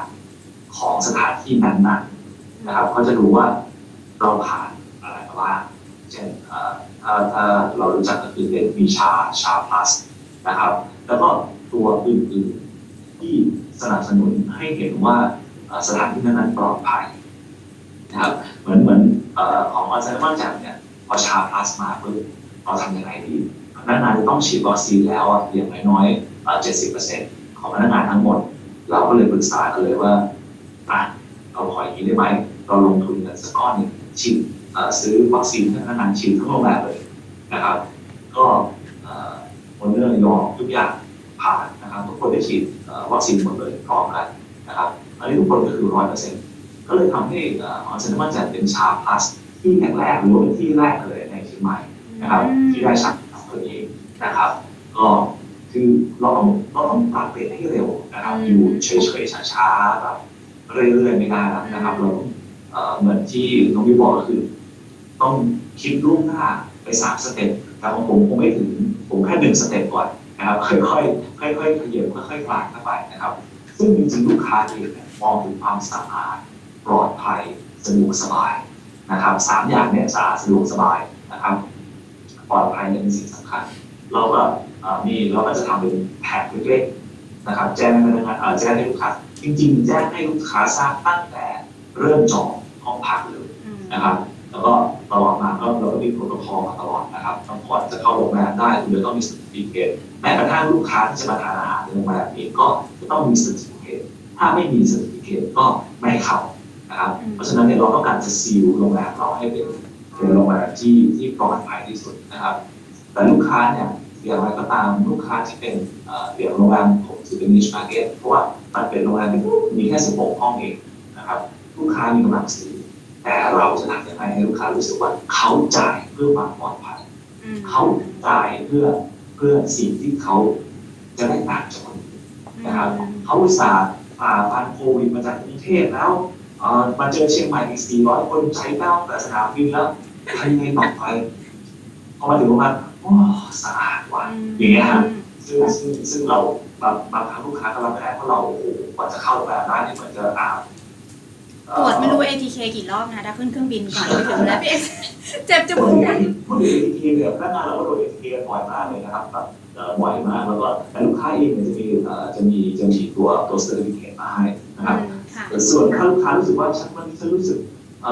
ไม่ค่อยโอเคเท่าไหร่เราจะมี ATK เสิร์ฟไปถึงห้องเลยนะแล้วก็เชิญตัวได้เลยตามสบายนะครับเพราะว่าเราคิดว่า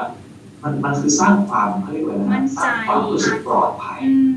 เป็นสิ่งสำคัญที่สุดในการทำโรงแรมณตอนนี้โรงแรมมันจะสวยขนาดไหนก็ได้โรงแรมมันจะดีขนาดไหนก็ได้แต่ถ้าเขารู้สึกไม่ปลอดภัยอันนี้ปัญหาเราถึงขั้นเอาสติ๊กเกอร์มาแปะระหว่างโต๊ะเลยนะครับ 1.5 ถึง 2 เมตรห่างกันเราแปะให้เห็นเลยว่าแต่ละอาหารจริงๆนะพนักงานใส่แมสใส่ถุงมือ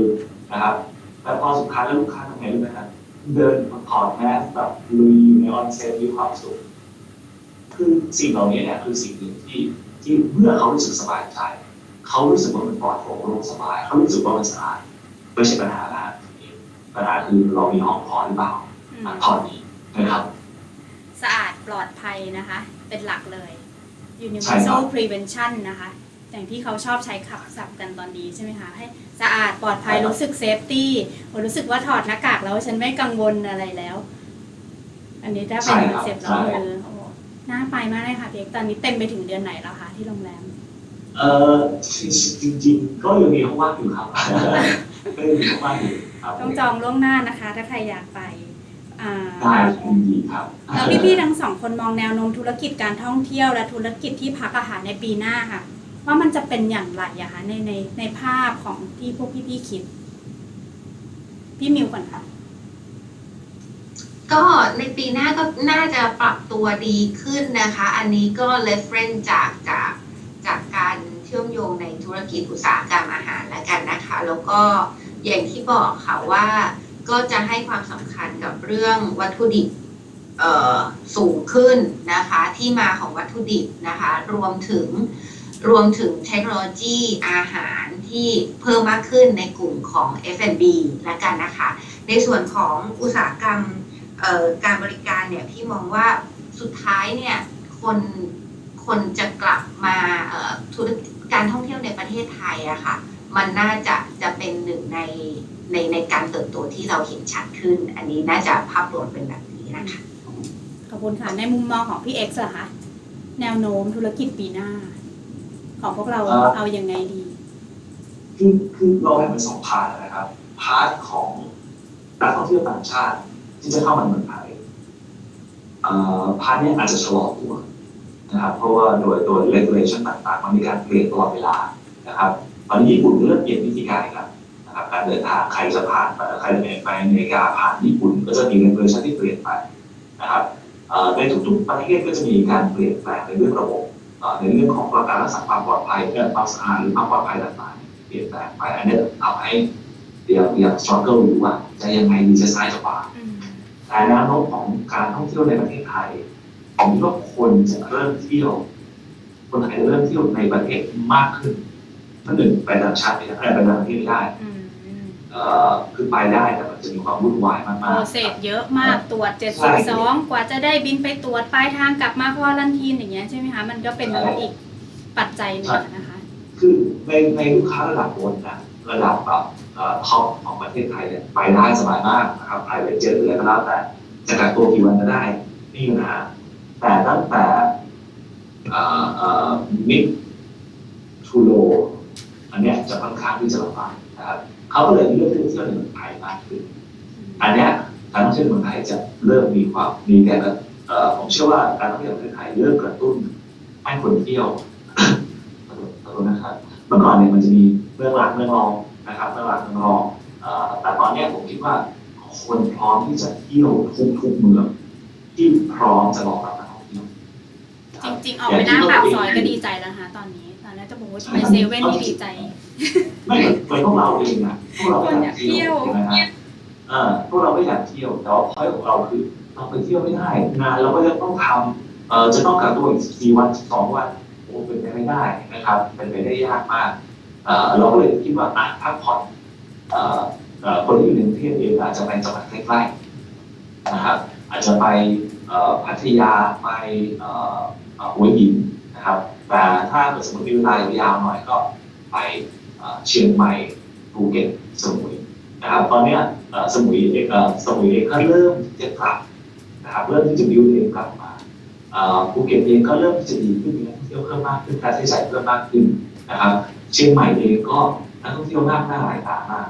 แต่ว่าอย่างหนึ่งของนักท่องเที่ยวไทยเนี่ยเขาจะเลือกไปใน destination ที่ใหม่ๆตลอดเวลานะครับคนไทยเป็นคนที่ขี้เบื่อนะครับเราไปที่ไหนซ้ำๆเกิน5 ครั้งไปมันน้อยแต่ว่าถ้าเกิดต่างชาติจบพยักหน้าอย่างเงี้ยค่ะเกิดนี่ก็ดีเลยไปนะครับไปน้อยไม่ไปมากนะครับ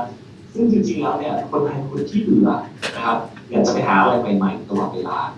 แต่อย่างที่บอกนะครับมันจะเริ่มมีการเขาเรียกอะไรนะการแข่งขันสูงขึ้นนะครับโรงแรมปิดไปหลายโรงแรมแต่เปิดใหม่ก็หลายโรงแรมนะครับร้านอาหารที่ปิดไปหลายที่ก็มีเข้ามาเปิดใหม่มาเรื่อยๆนะครับซึ่งจริงๆแล้วเนี่ยแต่ทุกอย่างเนี่ยแนวโน้มมันก็คือจะมีวิธีการปรับเปลี่ยนในการรองรับเพื่อให้เกิดความปลอดภัยมากขึ้นนั่นเองแต่ผมเชื่อว่าลูกค้าจะเที่ยวในเมืองไทยเยอะปี 2022 นะครับผมว่าปลายปีคนไทยน่าจะเริ่มรั่วออกไปนอกแล้วนะครับ2023 เนี่ยผมว่าถ้าจะไม่เห็นคนไทยในเมืองไทยเลยมั้งอาจจะเที่ยวเมืองนอกกันญี่ปุ่นแตกแน่นอนนะครับผมเชื่อว่าคนไทยจะได้แล้วจะมีปีหน้าอีกปีนึงสำหรับใครที่ทำธุรกิจโรงแรมนะครับผมเชื่อว่าปีหน้าอีกปีนึงที่เราจะสามารถเก็บคนไทยไว้ในเมืองไทยได้แต่หลังจากนี้เนี่ยผมว่าอาจจะรั่วออกไปนอกแน่นอนแต่ในทางกลับกันเราอาจจะมีลูกค้าชาวต่างชาติกลับเข้ามามากขึ้นก็ได้นะครับก็เตรียมให้พร้อมครับผมว่าจริงๆเราอย่ากลัวนะครับอย่ายอมแพ้นะครับแล้วก็ตั้งรับให้ดีครับผมตั้งรับค่ะ ในช่วงที่ผ่านมาค่ะช่วงที่โควิดระบาดหนักๆเลยค่ะอะไรที่ทำให้เรายังคงอยู่ survive กับสิ่งที่มันโควิดวันละ10,000 คนอะไรคือกลยุทธ์หรือเป็นไม้หลักของพวกพี่ๆเลยที่เราทำให้เราผ่านสถานการณ์นี้มาได้อะคะพี่มิวก่อนค่ะสำหรับพี่นะคะคือการสร้าง ecosystem ที่แข็งแกร่งนะคะในมุมของถ้าในภาพใหญ่ที่เราบริหารธุรกิจอาหารเลยเนาะเพราะฉะนั้นเนี่ย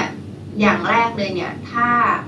ระบบการบริหารจัดการอาหารของประเทศล้มนั่นหมายความว่าเราเกิดการขาดแคลนอาหารภายในประเทศนะคะเพราะฉะนั้นเนี่ยอันนี้เนี่ยคือ critical ที่ต้องพูดตามตรงว่าช่วง 3-4 เดือนที่ผ่านมาในกลุ่มที่พี่ต้องทำงานเนี่ยแทบจะไม่ได้นอนกันเลยเพราะว่า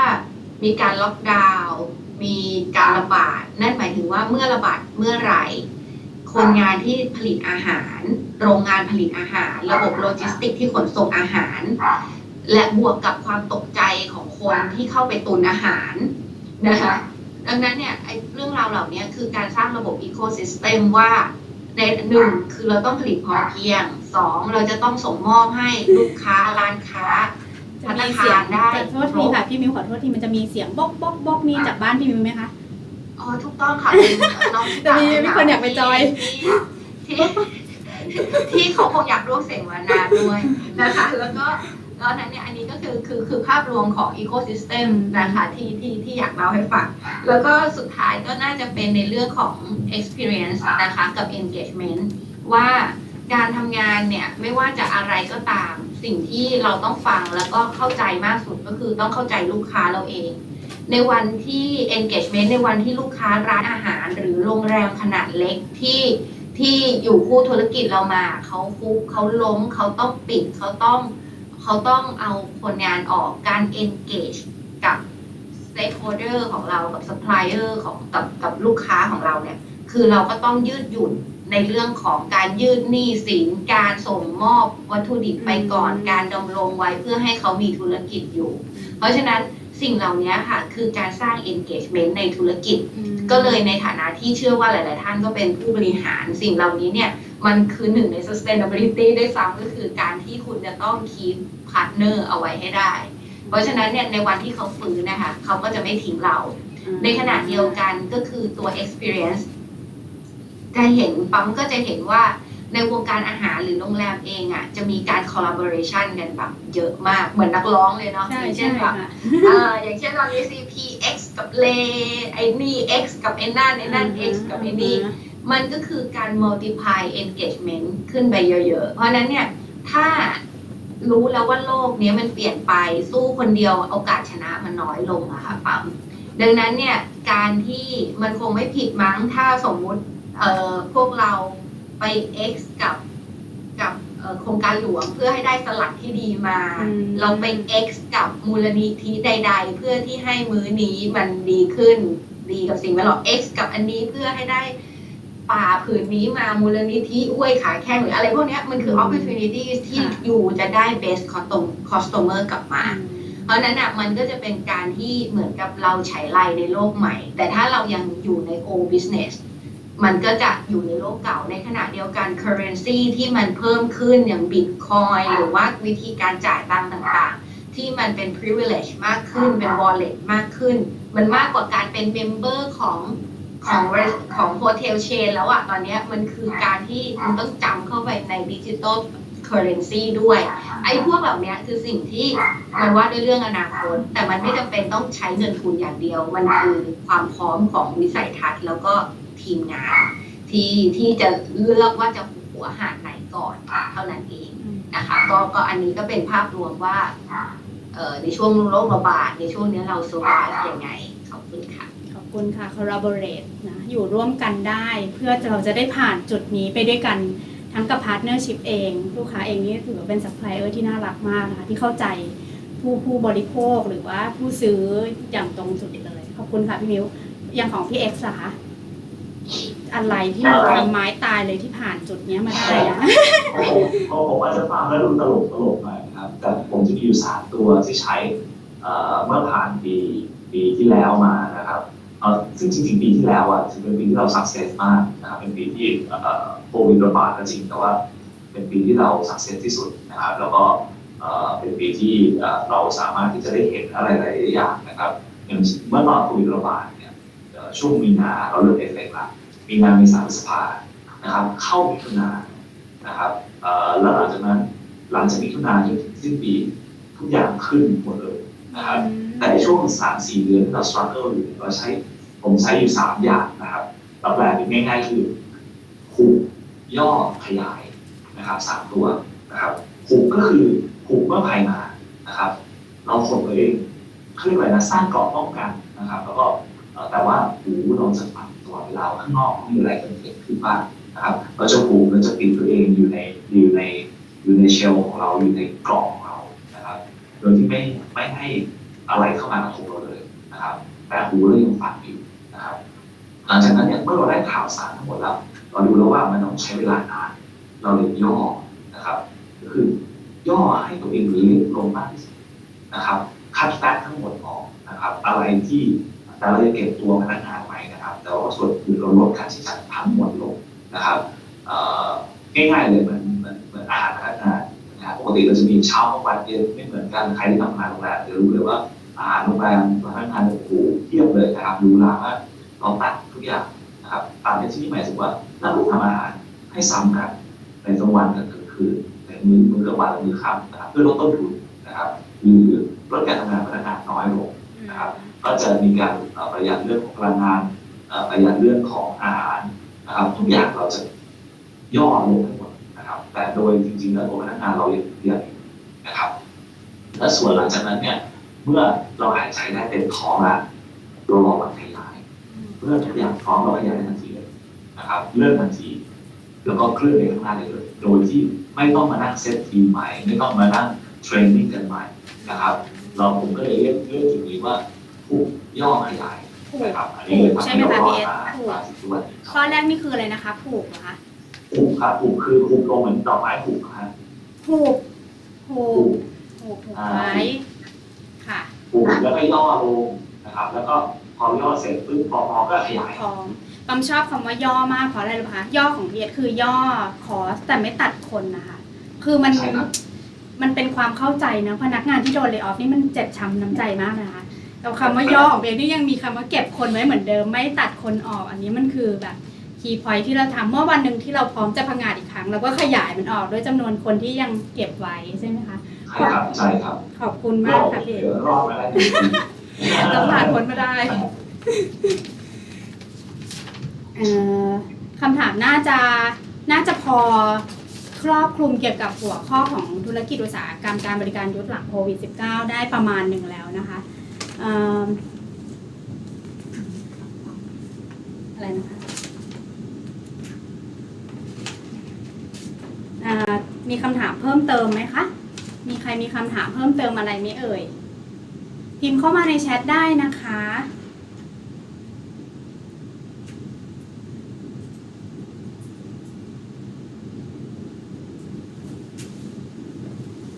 มีไหมคะมีคำถามเพิ่มเติมมานะคะอย่างทรัพยากรบุคคลอย่างเมื่อกี้ที่ได้คุยกับเพียรไปว่าเราไม่มีการตัดทรัพยากรบุคคลของทางโรงแรมออนเซ็นนะคะแล้วการจัดการทรัพยากรบุคคลนะคะให้เขามีชีวิตที่ดีปกติสุขอะค่ะสร้างความเชื่อมั่นเขากับองค์กรของเราทำยังไงที่จะคีปเขาไว้ให้เขายังมีกำลังใจที่จะทำงานต่อในวันต่อไปในสถานการณ์แบบนี้ค่ะพี่เอ็กซ์ก่อนก็ได้ค่ะครับผมในจุดนี้นะครับซึ่งเราใช้ในธุรกิจบริการเราใช้คนเราใช้มนุษย์นะครับเป็นการขับเคลื่อนเป็นตัวเฟืองหลักของบริการนะครับซึ่งจะต่างจากธุรกิจอื่นๆที่จะมีเครื่องจักรเข้ามาช่วยบ้างนะครับแต่เราเนี่ยคนเป็นหลักโอ้พอพูดถึงคนเป็นสิ่งที่ยากที่สุดนะครับใครทำงานด้านศักยภาพคนจะรู้เลยว่าโอ้โหวันนี้ฉันรู้สึกแบบนี้วันนี้ฉันดาววันนี้ฉันพุ่งวันนี้ผมแบบคือเราจะพูดเล่นๆกันเสมอนะครับว่าในหนึ่งเดือนเนี่ยมีคนทำงานจริงๆทุกวันโดยที่เอาสติมาทำงานนะฮะโดยที่ไม่มีเรื่องครอบครัวมากระทบโดยที่ไม่มีเรื่องของemotional ต่างๆเข้ามานี่คือเรื่องพูดตลกๆกันนะครับแต่จริงๆแล้วเนี่ยมันเป็นเรื่องจริงคนทำงานด้วยจิตใจนะครับคนทำงานด้วยความคิดเราจะทำยังไงให้เขาเข้าใจในสถานการณ์ที่เกิดขึ้นนะครับและยังยืนอยู่ข้างๆกันสิ่งนี้คือสิ่งสำคัญที่สุด การสื่อสารคือเรื่องสำคัญที่สุดของการทำงานในธุรกิจบริการครับเราจะต้องสื่อสารให้ชัดตรงไปตรงมาเข้าถึงหัวใจของพวกเขาให้ได้ผมอาจจะพูดได้ง่ายเพราะพนักงานผมมี50 คนอาจจะต่างจากโรงแรมอื่นๆที่มี100 คนนะครับเป็นหลายร้อยคน แต่ผมเชื่อว่าทำยังไงให้เราไปถึงเขาเข้าใจและทั้ง50 คนเข้าใจในสิ่งที่เราพูดนะครับหลายๆครั้งเนี่ยผู้บริหารจะพูดได้ไม่หมดนะครับจะพูดออกมาไม่สามารถพูดออกมาได้ทั้งหมดนะครับเพราะว่ามันเป็นเรื่องภายในแต่ของผมเองเนี่ยทางผู้บริหารและโอนเนอร์เนี่ยท่านเต็มที่เลยนะครับซัพพอร์ตเต็มที่ด้วยนะครับแล้วก็ช่วยให้เราสามารถพูดได้เต็มปากว่าเราจะเก็บทุกคนไว้ในคอนดิชันนี้1 2 3 4นะครับเราก็ follow คอนดิชันต่างๆนะครับจะไม่มีการมาบอกว่าวันนี้เราจะเก็บทุกคนไว้แต่พรุ่งนี้เราไล่คุณออกไม่ใช่นะครับเราทำยังไงก็ได้ให้เขารู้สึกว่าเขาคือส่วนสำคัญเขาและเขายอมรับในสิ่งที่เกิดขึ้นได้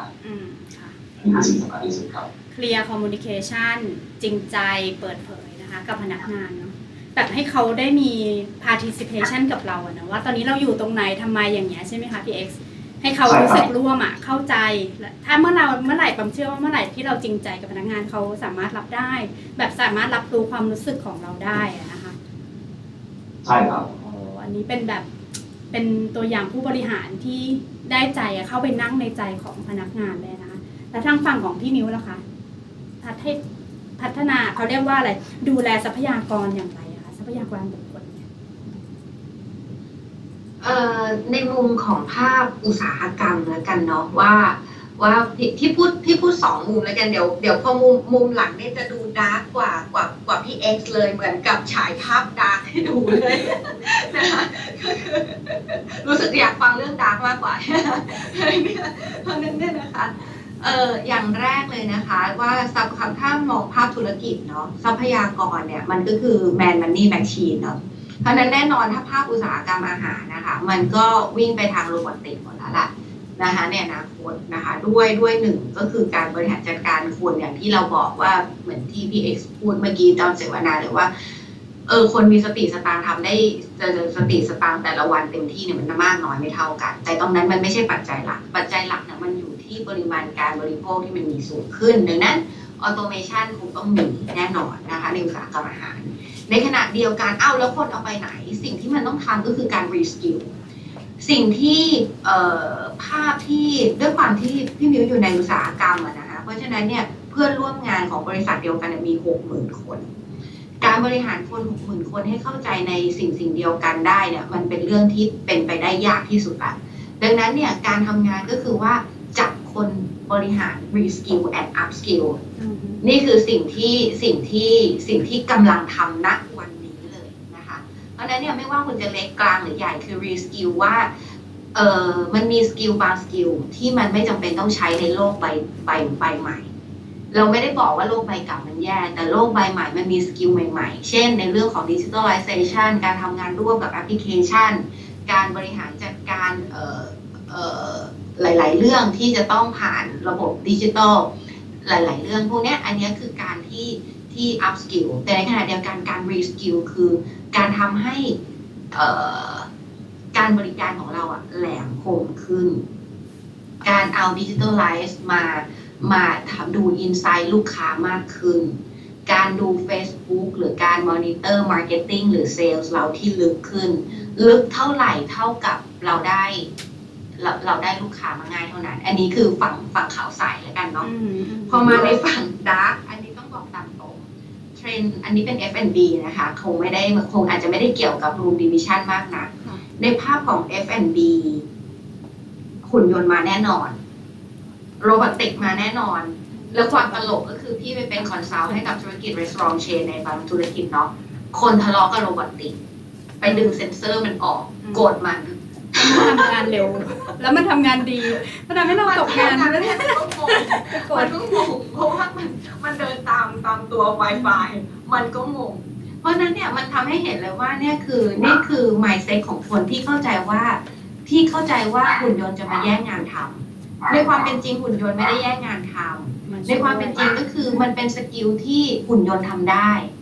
เพราะฉะนั้นเราเป็นคนต่างหากที่เราจะต้อง flexible หาวิธีทำงานที่ไม่ให้ซ้ำกับหุ่นยนต์ละวันเนี้ยอันนั้นเนี่ยในธุรกิจร้านอาหารมาแน่นอน อีกอันหนึ่งที่เป็นคอนซัลท์ให้กับธุรกิจโรงพยาบาลซึ่งที่จริงคล้ายกับโรงแรมเราแหละเนาะตัวคลีนเนอร์อ่ะหุ่นยนต์มาแน่หุ่นยนต์ไม่งอแงด้วยหุ่นยนต์ไม่ไปแอบอยู่ใต้บันไดด้วยไม่แอบอยู่ใต้บันไดคุยเล่นหวยวันที่1 กับ 16นี่ไม่ทำงานคุณทำงานไม่ไหวจริงๆ1 กับ 16หลังบ่าย 3อย่าคุยเพราะฉะนั้นเนี่ยหุ่นยนต์ไม่ติดเรื่องนี้ เพราะฉะนั้นนะกลุ่มคลีนเนอร์กลุ่มที่เป็นเซอร์วิสทีมกลุ่มลักษณะนี้อุตสาหกรรมบริการมาแน่อย่างที่บอกอย่าไปอคติกับตัวหุ่นยนต์มันไม่ผิดมันถูกเกิดมาเพื่อสิ่งนี้ ดังนั้นเราเกิดมาเพื่อสิ่งอื่นที่ยิ่งใหญ่กว่านี้เพราะฉะนั้นก็คือจุดดาร์กเบาๆที่เล่าให้ฟังเพื่อให้เราอาจจะต้องไปเตรียมบรีฟพนักงานหรือเพื่อนร่วมงานเราว่าอย่าไปกลัวมันเปลี่ยนตัวเองดีกว่าเราใช้มันที่มีประโยชน์แต่ใช้มันให้เกิดประโยชน์สูงที่สุดช่วยเราให้ได้มากที่สุดนะคะใช่ anyway มันยังเป็นลืมชาร์จแบตอะไรอย่างเงี้ยลงทุนหุ่นยนต์ตัวละ100,000ลืมไม่ยอมชาร์จแบตให้มันโกรธบาง anyway ปั๊มยังคงคิดอยู่ว่าเรายังจำเป็นมนุษย์อย่างเรายังจำเป็นอยู่เราต้องการนิ้วเรากดคลิก enter เพื่อสั่งงานมันนะคะพี่มิวจริงๆใช่ค่ะใช่ในอีกทางนึงแต่ถ้าปั๊มแต่ในอนาคตอ่ะมันคือ AI เลยค่ะปั๊มมันคือ AI เลยมันจำลูกค้าได้เลยนะถ้าสมมติอนาคต MK เนี่ยปั๊มเดินผ่านมันจำได้เลยมันสแกนหน้าจำได้เลยว่าปั๊มเนี่ยชอบกินตับลวกกับผักกาดขาวแต่มันจะไม่สามารถรู้จิตใจเราได้ก็พี่มิวว่าอาจจะเปลี่ยนวันนี้ปั๊มอยากกินมังสวิรัติก็จะไม่กินเนื้อสัตว์อันนี้ทำไมยังต้องมีบุคลากรฮิวแมนอย่างเรา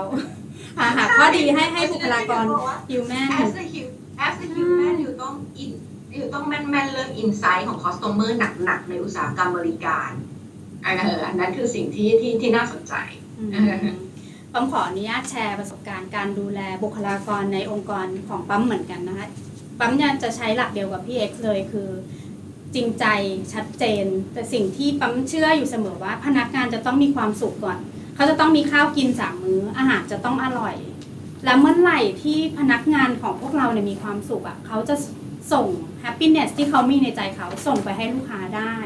แต่เมื่อไหร่ที่เขายังมีความทุกข์อ่ะโอ้โหหวยก็ไม่ถูก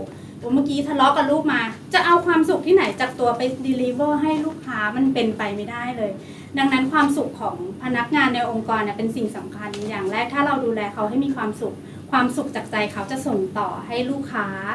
ได้อย่างชัดเจนและจริงใจมากใช่ไหมคะพี่แต่ไอความสุขของพนักงานเนี่ยมันเป็นสิ่งสำคัญเนาะ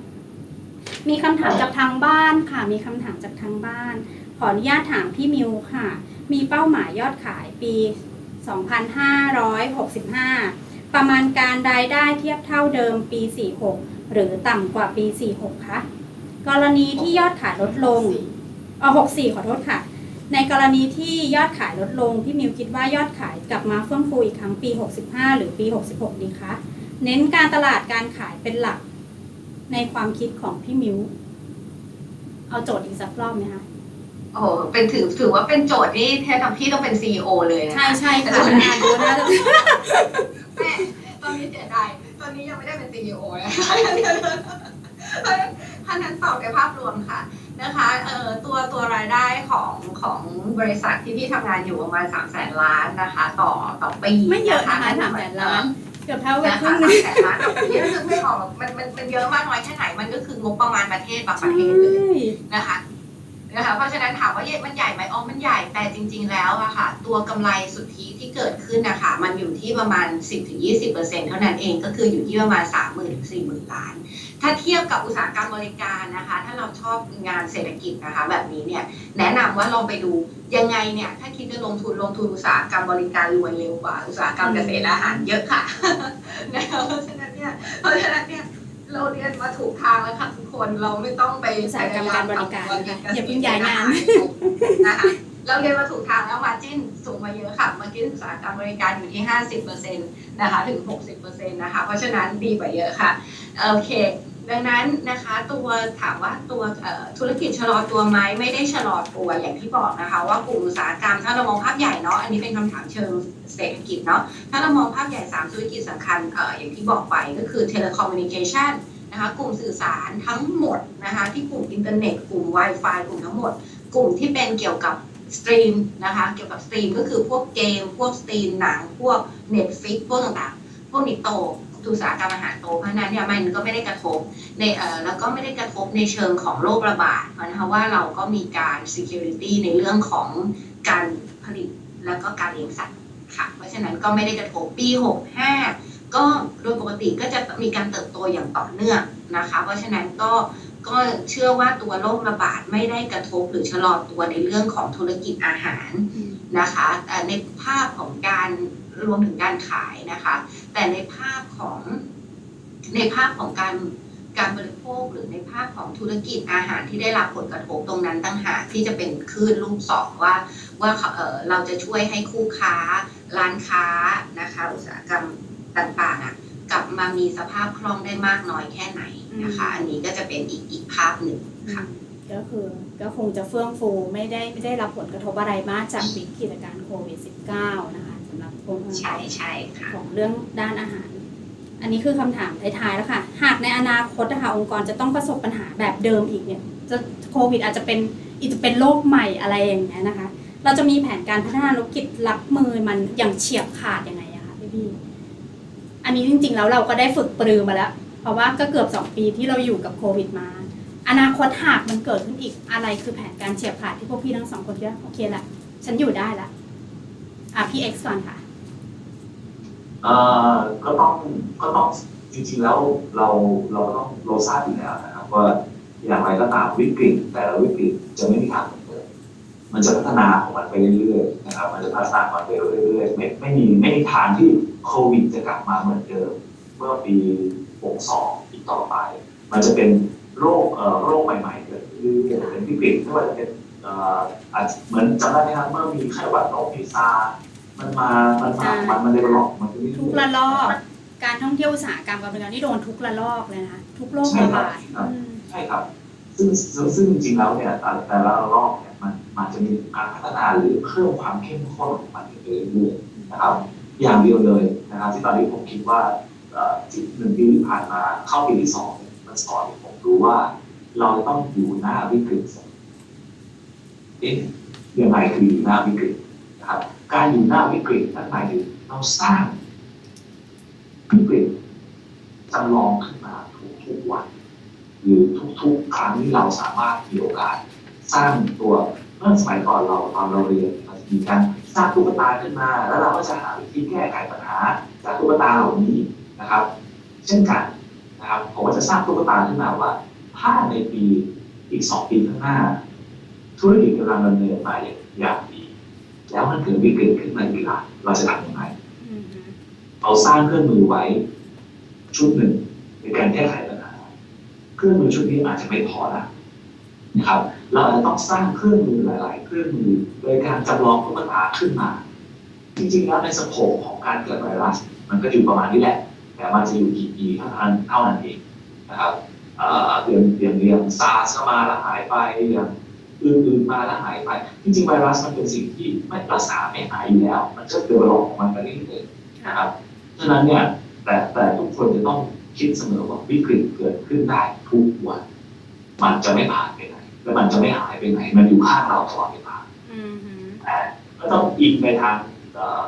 เป็น personalize นะครับว่าเราเองล่ะทำยังไงกินสะอาดอยู่สะอาดและทุกอย่างจะปลอดภัยเช่นกันลูกค้าของเราพนักงานของเราหรือในทีมของเราเนี่ยต้องกินสะอาดอยู่สะอาดคิดสะอาดอันนี้สำคัญที่สุดผมเชื่อว่านี่คือเครื่องมือที่สำคัญนะครับอย่ามองกินสะอาดเนี่ยโอเคเราก็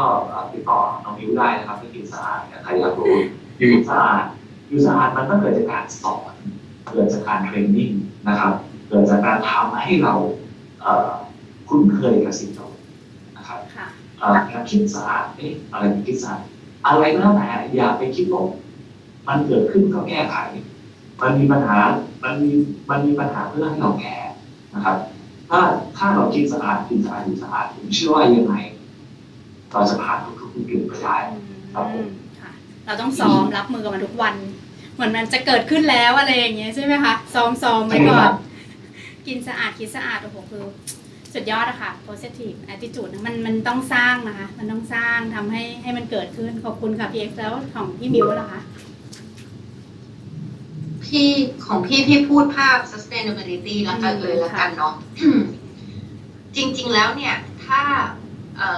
ปั๊มพี่ๆน้องๆเราลองคิดดูแล้วว่าเราไปถึงต้นเหตุของปัญหาเลยว่า จริงๆโรคระบาดมันเกิดขึ้นมาได้ยังไงนะคะโรคระบาดเนี่ยมันเกิดขึ้นมาจากการขาดความสมดุลของทรัพยากร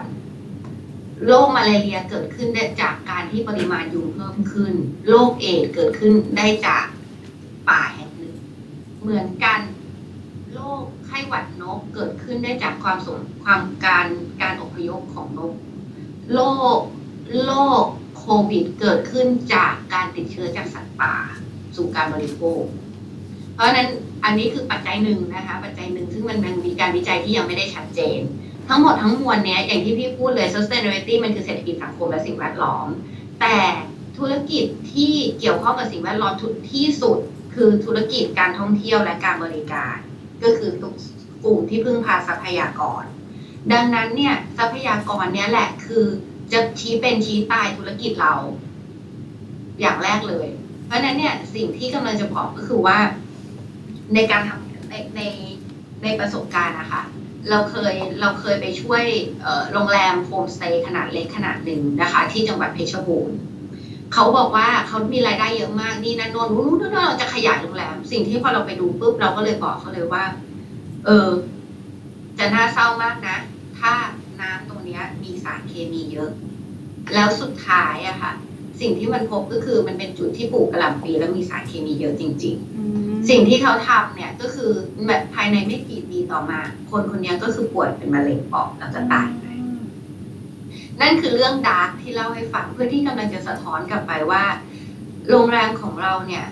หรืออุตสาหกรรมของเราอ่ะมันเป็นส่วนหนึ่งในการชี้เป็นชี้ตายสิ่งแวดล้อมและเป็นส่วนหนึ่งในการชี้เป็นชี้ตายสุขภาพและสุขภาพของลูกค้าและแขกเช่นกันมากกว่าการท้องเสียนั่นคือโรคใบใหม่ที่จะเกิดขึ้นเพราะฉะนั้นเนี่ยค่ะสิ่ง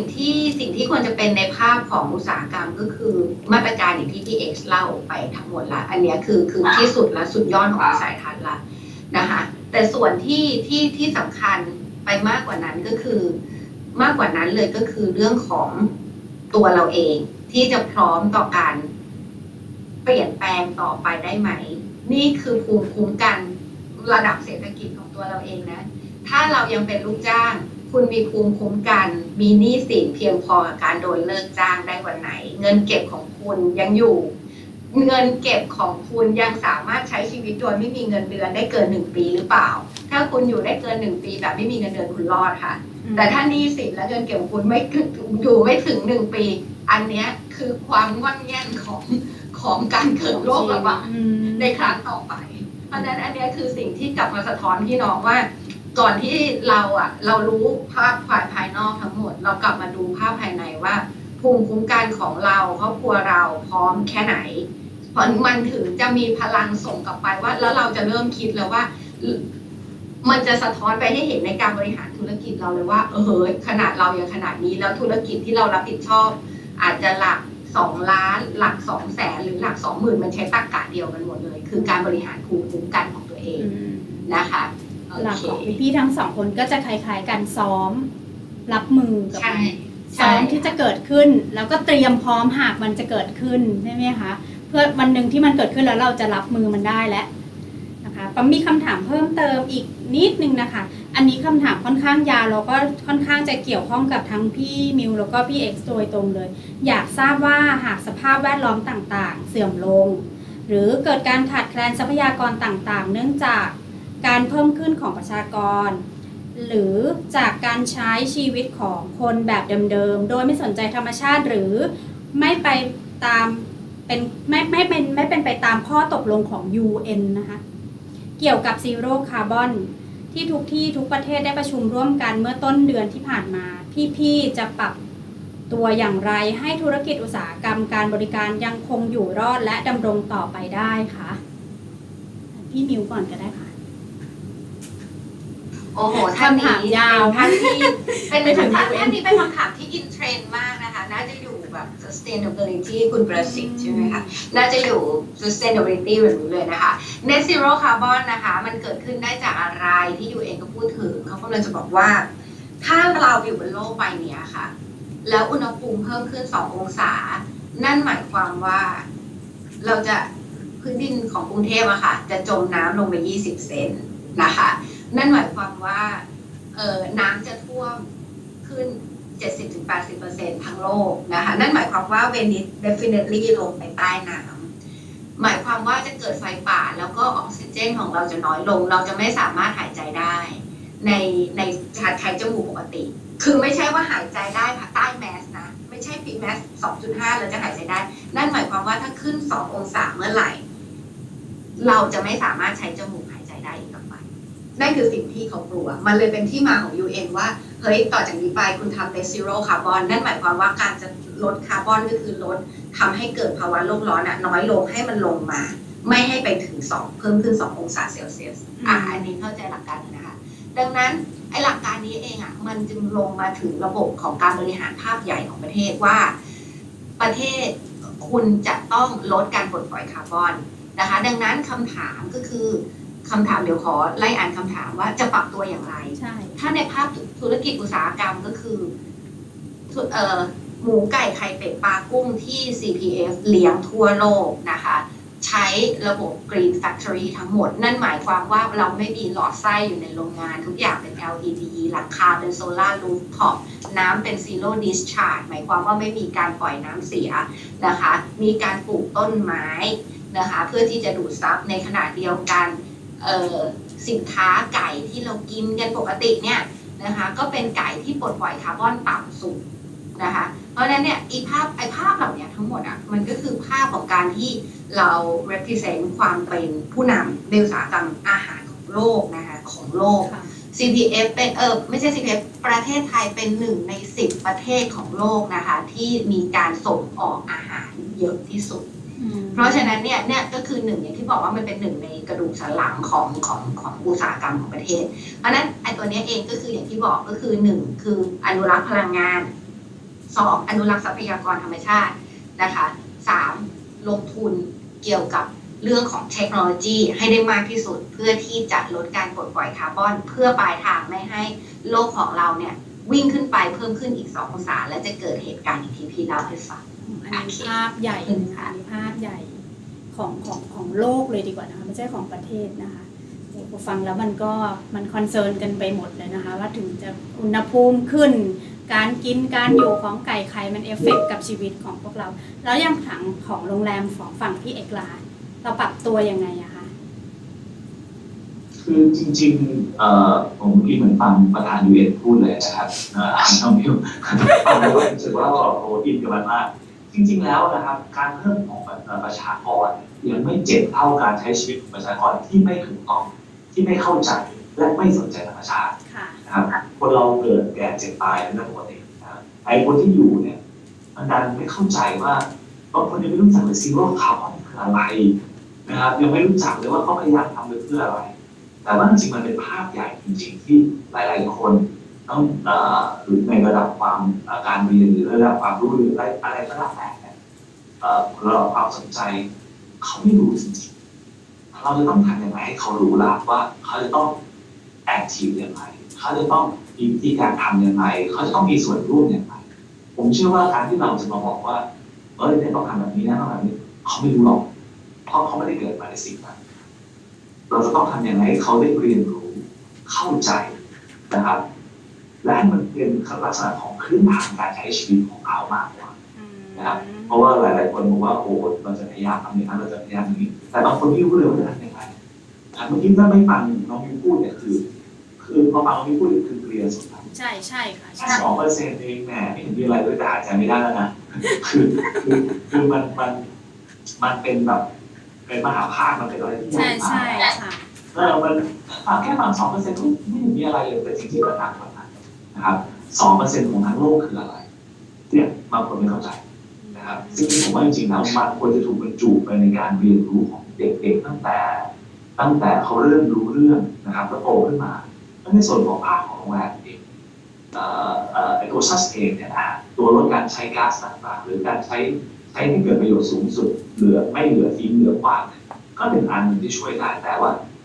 โรงแรมที่มีขนาดใหญ่ๆเขาขยับตัวยากอาจจะต้องหาวิธีหาการให้คำปรึกษาหรือมีการพัฒนาอย่างต่อเนื่องไม่ได้ CP อาจจะเป็นมีธุรกิจอีกธุรกิจหนึ่งนะครับ เป็นเซ็นเตอร์ค่ะเป็นเทรนเนอร์ ร้าน ไว้ นี้โดยเฉพาะเลยแบบให้คำปรึกษาโรงแรมทั้งหมดอย่างเงี้ยผมว่าดีนะครับ ดีน่าจะดีมากเลยค่ะพี่เอก จริงๆแล้วผมว่า CP ทำอยู่แล้วครับตอนนี้ผมเชื่อว่าเขาทำอยู่แล้วเพียงแต่ว่าเขายังไม่ได้ออกมาเปิดเผยตัวเท่าไหร่ใช่ไหมฮะ ธุรกิจหลัก ในภาพของธุรกิจของโรงแรมเองธุรกิจบริการเองเนี่ยผู้บริหารนะครับผู้บริหารควรจะใส่ใจเริ่มจากตัวท็อปดาวลงมานะครับให้ความรู้นะครับมีการเทรนนิ่งหรือมีการพูดคุยสร้างให้เห็นทำให้เห็นอาจจะเป็นเซสชันเล็กๆนะครับถ้าเป็นโรงแรมใหญ่อาจจะเริ่มจากเซสชันเล็กๆว่าเราจะทำยังไงให้เกิดการปล่อยก๊าซได้น้อยลงการทำยังไงให้ธรรมชาติได้อยู่อย่างธรรมชาติจริงๆนะครับเดี๋ยวตอนนี้ผมนั่งอยู่บนตึกชั้น26ผมมองไปเห็นข้างล่างแต่ผมแทบจะไม่เห็นพื้นข้างล่างแล้วนะครับตอนนี้คือมองมัวไปหมดนะครับซึ่งผมกำลังคิดว่าจริงๆแล้วในทุกๆภาคบริการไม่ใช่เฉพาะอาหารไม่ได้เฉพาะโรงแรมทุกๆภาคมีส่วนนะครับอันนี้ผมว่ามันต้องเป็นลักษณะของภาคใหญ่มากกว่าครับผม ค่ะขอบคุณค่ะ คือในหลักการของเป็นคือคนเกิดใหม่เกิดไปอยากจะเกิดเท่าไหร่เกิด เรามีหน้าที่ให้ความรู้ถูกต้องไหมคะให้ความรู้กับคนที่เกิดขึ้นมาใหม่บนโลกนี้ว่าเราต้องอยู่กับเขายังไงอยู่กับธรรมชาติ sustainable ยังไงให้ธรรมชาติยั่งยืนอันนี้อาจจะต้องฝากผู้หลักผู้ใหญ่บ้านใส่วิชาความรู้เพิ่มเติมในคลาสของนักเรียนนะคะแบบให้ความรู้ตั้งแต่เริ่มต้นตั้งแต่อยู่บ้านเลยดีกว่าพับถุงพลาสติกเก็บยังไงใช้ซ้ำยังไงอะไรเงี้ยมันเป็นการปลูกฝังเริ่มต้นนะคะขอบคุณมากนะคะพี่เอกบัมยังมีคำถามเพิ่มเติมจากทางบ้านนะคะจากทางรุ่นน้องและรุ่นพี่ที่อยู่ในแชทของพวกเรานะคะคำถามจากคุณชะนินนะคะสะลีผลนะคะกรณีที่ผ่านมาบทเรียนโควิดประชากรพนักงานบริการตกงานกันเยอะมากค่ะมีการเลิกจ้างงานออกก็เยอะปัญหาตอนนี้คือโรงแรมบางแรมปิดตัวไปแล้วและไม่ได้กำไรกันเลยพนักงานมีคำถามว่าพนักงานโรงแรมส่วนใหญ่ระดับล่างหรือนักศึกษากำลังจะจบสายงานโรงแรมไม่มีความมั่นใจต่อไปแล้วที่จะทำงานโรงแรมนะคะพวกพี่มีคำแนะนำให้นักศึกษาโรงแรมจบใหม่ว่าเขาควรปรับตัวอย่างไรในที่ทำงานเพื่อให้เกิดความมั่นคงในสายงานควรโฟกัสอะไรเป็นหลักและมีแนวโน้มอะไรที่ทำให้ธุรกิจกลับมาเฟื่องฟูอีกครั้งสำหรับพนักงานและเจ้าของโรงแรมค่ะขอเชิญพี่เอกส่งค่ะขาดความคันน้องๆเขาขาดความมั่นใจไปหมดแล้วการเรียนโรงแรมอย่างพวกเราอันนี้ผมอาจจะฮาร์ดคอร์นิดนึงนะครับเพราะว่ามีทุกๆจริงๆแล้วตอนนี้มันเกิดการแข่งขันเกิดขึ้นนะครับเมื่อปีที่แล้วเนี่ยมีการเปิดเบรออฟนะครับมีการปิดกิจการนะครับแล้วก็ชอบมีคนพูดว่าโอ้ยตอนนั้นทำมารวยตายแล้วทำไมตอนนี้ถึงเลี้ยงพนักงานไม่ได้ตอนนั้นเราสร้างกำไรให้เยอะแยะมากมายคือจริงๆเราต้องเข้าใจก่อนนะครับว่าการทำธุรกิจเนี่ยพอมันเยียร์เอ็นแล้วเนี่ยมันคือจบปีไปแล้วนะครับสมมติว่า61ผลประกอบการโอเวอร์บัดเจ็ตและ62มันเกิดปัญหาขึ้นเนี่ยมันไม่ใช่ว่าทุกผู้ประกอบการจะเอาเงินทั้งหมดที่ได้มาเนี่ยมาให้พนักงานอันนี้ต้องเข้าใจก่อนนะครับเพราะว่ามันก็ต้องมีการค่าใช้จ่ายอะไรก็แล้วแต่แต่สิ่งสำคัญที่สุดเลยคือตัวพนักงานเองหรือตัวพนักงานที่ทำงานโรงแรมเองต้องเข้าใจก่อนว่าจริงๆแล้วเนี่ยงานที่เกิดขึ้นหรืองานที่เสียไปมันมีแฟกเตอร์อื่นๆเข้ามาอยู่ในการเรียนรู้มากมาย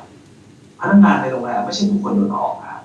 ไม่ใช่ทุกคนโดนเลยออกถ้าลองกลับไปดูจริงๆเขาจะเก็บตัวหัวใจของเขาไว้นะครับผู้บริหารจะเก็บหัวใจของทีมไว้จะไม่ได้เลยออกทั้งหมดเพราะว่าเหมือนกันอย่างที่บอกก็คือเดี๋ยวพอเมื่อมันเปิดขึ้นเนี่ยหัวใจพวกนี้มันจะไปขยายต่อนั่นหมายถึงว่าเรายังไม่ได้เป็นหัวใจของเขา อันนี้ผมอาจจะพูดแรงนิดนึงครับเราอาจจะไม่ใช่หัวใจของเขา ต้องขยายความนิดนึงทำยังไงให้เป็นหัวใจเขาด้วยนะคะพี่เอ็กซ์เป็นหัวใจจะทำยังไงให้น้อง อันนี้ ๆฟัง ผมขอย้อนกลับไปก่อนตอนเราเรียนโรงแรมแรกๆเนี่ยเราไปเรียนโรงแรมทำไมกันครับตอนนั้นเนี่ยจริงพวกเราเนี่ยจะรุ่นอะไรกันเนาะตอนนั้นผมมาเรียนโรงแรมผมน่าจะเป็นรุ่นผม รุ่นสอง พี่เอ็กซ์รุ่นสอง ผมรุ่นเดียวกับท่านนายกนะครับ นายกตู่เหรอคะนายกตู่เหรอคะอ๋อนายกโอ๊ต นายกตู่ไม่ใช่นายกตู่นะ รุ่นสองค่ะพี่เอ็กซ์รุ่นสอง ครับผมก็คือตอนผมมาเรียนเนี่ยผมไม่มีความรู้เรื่องโรงแรมเลยผมแค่รู้สึกว่าผมอยากจะมีการเรียนบัญชี ผมไม่อยากเรียนเกี่ยวกับตัวเลขผมเลยหนีมาโรงแรมโดยที่ไม่รู้เลยว่าอ๋อจริงๆแล้วโรงแรมต้องมีการต้องเกี่ยวกับเรียนบัญชีกันมีตัวเลขหนักกว่าอีกนะค เรี รั ย บ นหนักเลยค่ะมันจะเรียกแอคเคาท์น้ำตาไหลเลยค่ะ ใช่ครับผมตกแล้วตกอีกนะครับพี่เจ้าอะไรคนที่ทำให้ผมตกอยู่เท่านั้นนะครับซึ่งจริงๆแล้วเนี่ยผมคิดว่าเราไม่รู้มาก่อนนะครับว่าจริงงานโรงแรมเนี่ยมันมีสาระสำคัญคืออะไรมันมีเราไม่รู้ด้วยซ้ำว่าการบริการคืออะไรแต่เมื่อเราได้มาเรียนรู้เราได้รู้จักอ๋อจริงๆแล้วเนี่ยคำว่า service mind คืออะไรการบริหารงานโรงแรมคืออะไรการทำงานโรงแรมให้เกิดประสิทธิภาพสูงสุดทำอย่างไรนะครับซึ่งจริงผมเชื่อว่าเราต้องรู้ตัวเองก่อนนะครับสำหรับน้องคนใหม่ๆที่กำลังเรียนเราต้องรู้ตัวเองก่อนว่าเราต้องการอะไรจากการเรียนนี้แล้วเราจะไปถึงจุดนั้นได้อย่างไรนะครับในส่วนของพาร์ทของพนักงานนะครับในพาร์ทของตัวนักเรียนเองด้วยถ้ากำลังเรียนอยู่แล้วรู้สึกว่ามันไม่ stable จริงๆการท่องเที่ยวและการโรงแรมนะครับธุรกิจนี้จะโดนเอฟเฟกต์จากหลายๆอย่างไม่ว่าจะโลกอะไรก็แล้วแต่ไม่ว่าจะเป็นธุรกิจแบบไหนต้มยำกุ้งเกิดอีกรอบเราก็โดนนะครับยังไงก็โดนไม่ใช่เฉพาะโรงแรมธุรกิจอื่นๆก็โดนแต่เขารับมือมันนะครับย้อนกลับไปในคำพูดของมิวที่พูดก่อนหน้านี้คือเราต้องเตรียมตัวก่อน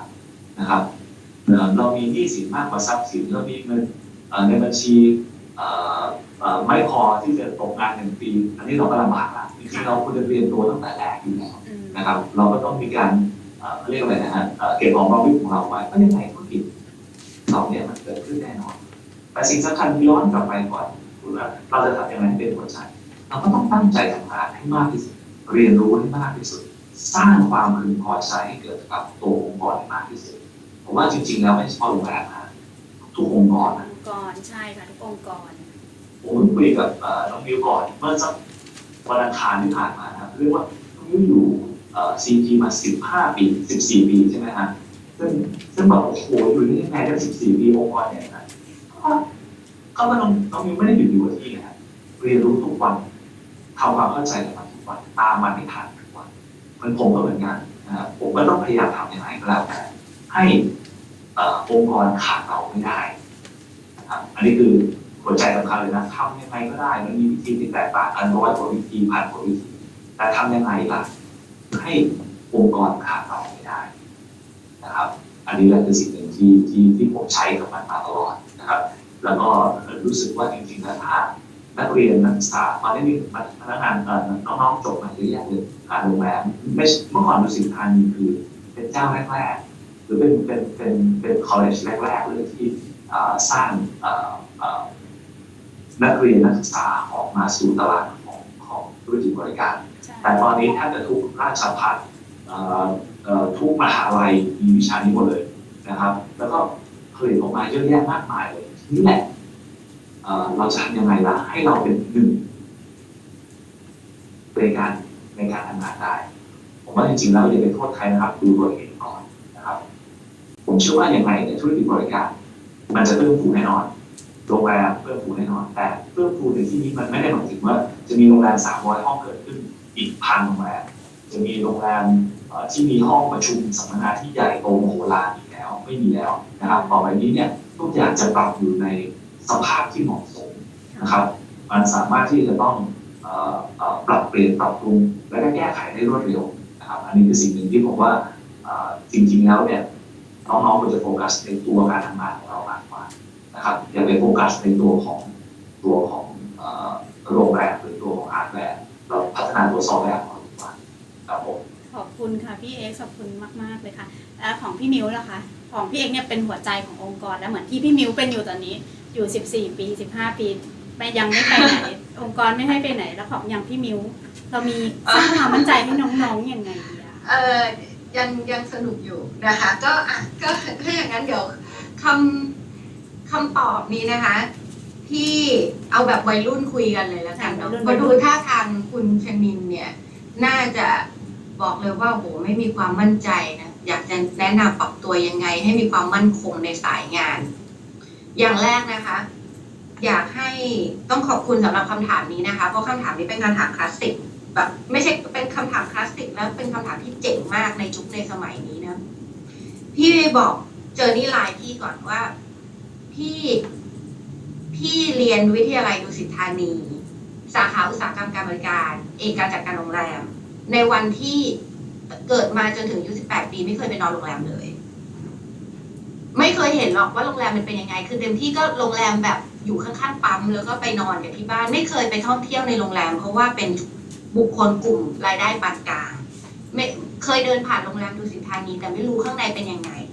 เพราะฉะนั้นเนี่ยเราอยู่เด็กเป็นฐานะเด็กปานกลางเพราะฉะนั้นเนี่ยไม่เคยใช้ฟาซิลิตี้โรงแรมแน่นอนแต่ไปเรียนเพราะโรงเรียนที่พี่เรียนตอนม.ปลายเนี่ยสามเสนวิทยาลัยพาไปเยี่ยมชมโรงเรียนวิทยาลัยดุสิตธานีแล้วเจอพี่อาร์ตหล่อโอ้ใส่ชุด อันนี้เจอคีย์หลักแล้วค่ะ ใช่เป็นเหมือนเทวดาเลยอ่ะหล่อมากเลยอ่ะแล้วเราก็รู้สึกว่าโอ้โหที่นี่เขาแต่งตัวเขาผูกไทยใส่สวยเขานี่เขาแน่นอนเดชะบุญพี่เอ็นติดด้วยค่ะเอ็นติดแต่เดินมาบอกที่บ้านว่าขอปฏิเสธการเอนทรานซ์นะคะขอว่าอยากเรียนที่นี่ด้วยเหตุผลเดียวไม่ใช่เพราะพี่อาร์ตหรอกด้วยเหตุผลเดียวเลยคือ เด็กที่นี่ทำไมเท่ทำไมสมาร์ททำไมดูรู้สึกเป็นเจ้าคนนายคนใช่ใช้คำนี้เนาะคำบ้านๆเจ้าคนในคนแบบดูดีอ่ะ แบบนี้คือรู้สึกว่าพอเรียนที่เนี่ยต้องเป็นได้เจ้าเจ้าคนในคนแน่นอน คือความรู้สึกคือแบบนี้เลยพอเรามาเรียนนะคะพี่มิวไม่มีวันไหนเลยที่พี่มิวไม่อยากมาเรียนหนังสือปั๊มกับพี่มิวเนี่ยรุ่นใกล้เคียงกันปั๊มเป็นรุ่นน้องติดเราใช้ชีวิตอยู่ด้วยกันเพราะฉะนั้นเนี่ยพี่รู้สึกมีความสุขทุกวันในขณะที่พี่ทำงานด้วยเรียนไปด้วยพี่ไม่รู้หรอกเรียนไปแล้วมันจะเป็นยังไงโจทย์ที่มันได้กลับมาคือพี่ได้ทำงานก่อนที่พี่จะเรียนจบโจทย์ที่พี่ได้กลับมาคือพี่มีเงินเดือนด้วยวุฒิการศึกษาม.6 ที่โรงแรมดุสิตธานีในวันที่พี่เรียนขึ้นปี 2พี่ทำงานกะกลางคืนพี่ไม่รู้เลยว่าอนาคตพี่จะเป็นยังไงในวันนั้นนะแต่สุดท้ายเนี่ยการที่พี่โดนลูกค้าโยนเงินดอลลาร์ปึกเบลเลอร์ใส่หัวหรืออยู่ดีก็ไปกิจกรรมก้อนหินที่ไหนมันก็รู้โอยใส่หน้าอะไรอย่างเงี้ยมันเป็นการที่ฝึกเราให้เรารู้ว่าอ๋อนี่คือจิตใจการบริการเราไม่ต้องตบลูกค้ากลับหรือว่าไม่ได้ถึงแม้ในใจอยากจะทำแค่ไหนต้องเก็บไว้ในใจอย่างเงี้ยมันคือ mindset ที่คณะอื่นสถาบันอื่นไม่สามารถสอนเราได้แล้ววันที่พี่ก็ไปอยู่วงการโฆษณาอยู่วงการอะไรเยอะแยะก็ใช้ mindset เนี้ยในการสร้างการเติบโตให้กับตนเองเงินเดือนพี่ที่อยู่ดุสิตธานีเงินเดือนจากวุฒิการศึกษาม.6 พอพี่เรียนไม่จบจากดุสิตธานีนะคะพอพี่เรียนปี 2พี่ได้เงินเดือน 7,500 บาทค่ะมันคือความภาคภูมิใจของเด็กมหาลัยคนหนึ่งนะคะที่เราไปเรียนแล้วเรารู้ความหมายของการเรียนในทุกๆวันของเรา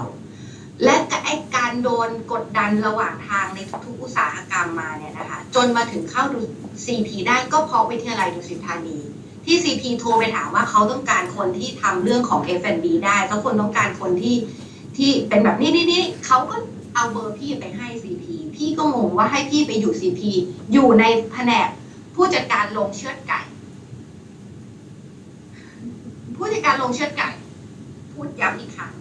และอยู่แก่งคอยสระบุรีพี่อยู่ตรงนั้นมา6 ปีด้วยความงงแต่สิ่งที่มันทำได้ก็คือด้วย mindset เดิมคือ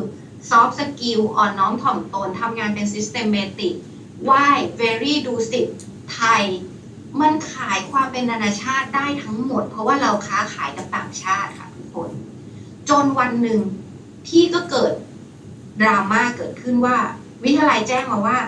ไม่เอาคนที่ทำงานอุตสาหกรรมบริการมาถ่ายทอดให้น้องฟังแล้วนะเพราะว่ากลัวว่าน้องเรียนจบแล้วไม่ตรงสายพี่ตกใจกับ mindset นี้มากนะคะพี่จึงต้องบอกว่า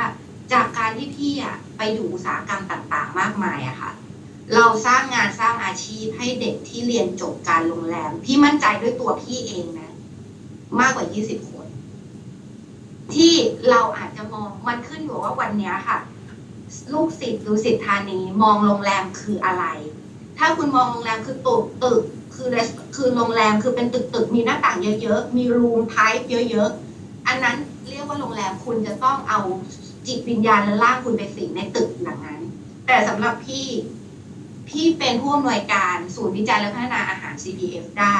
จากการที่พี่รู้เรื่องแพลนรู้เรื่องแปลนของการออกแบบโรงแรมจากการเรียนเรื่อง operation พี่รู้เรื่องของ lean ได้จากการที่พี่เรียนไคเซนจาก operation management พี่รู้เรื่อง system ได้จากการที่พี่เรียนวิชาจากดุสิตธานีสอนมา เพราะฉะนั้นเนี่ย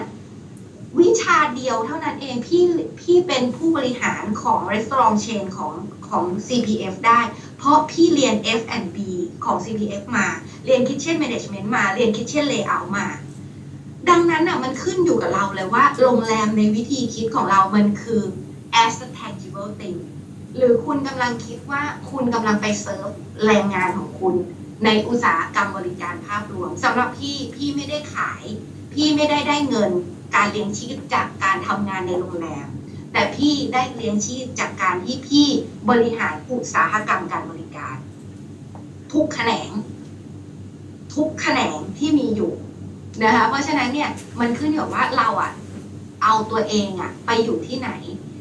วันนี้ทุกคนอยู่โรงพยาบาลได้นะคะทุกคนอยู่ที่ฟิตเนสได้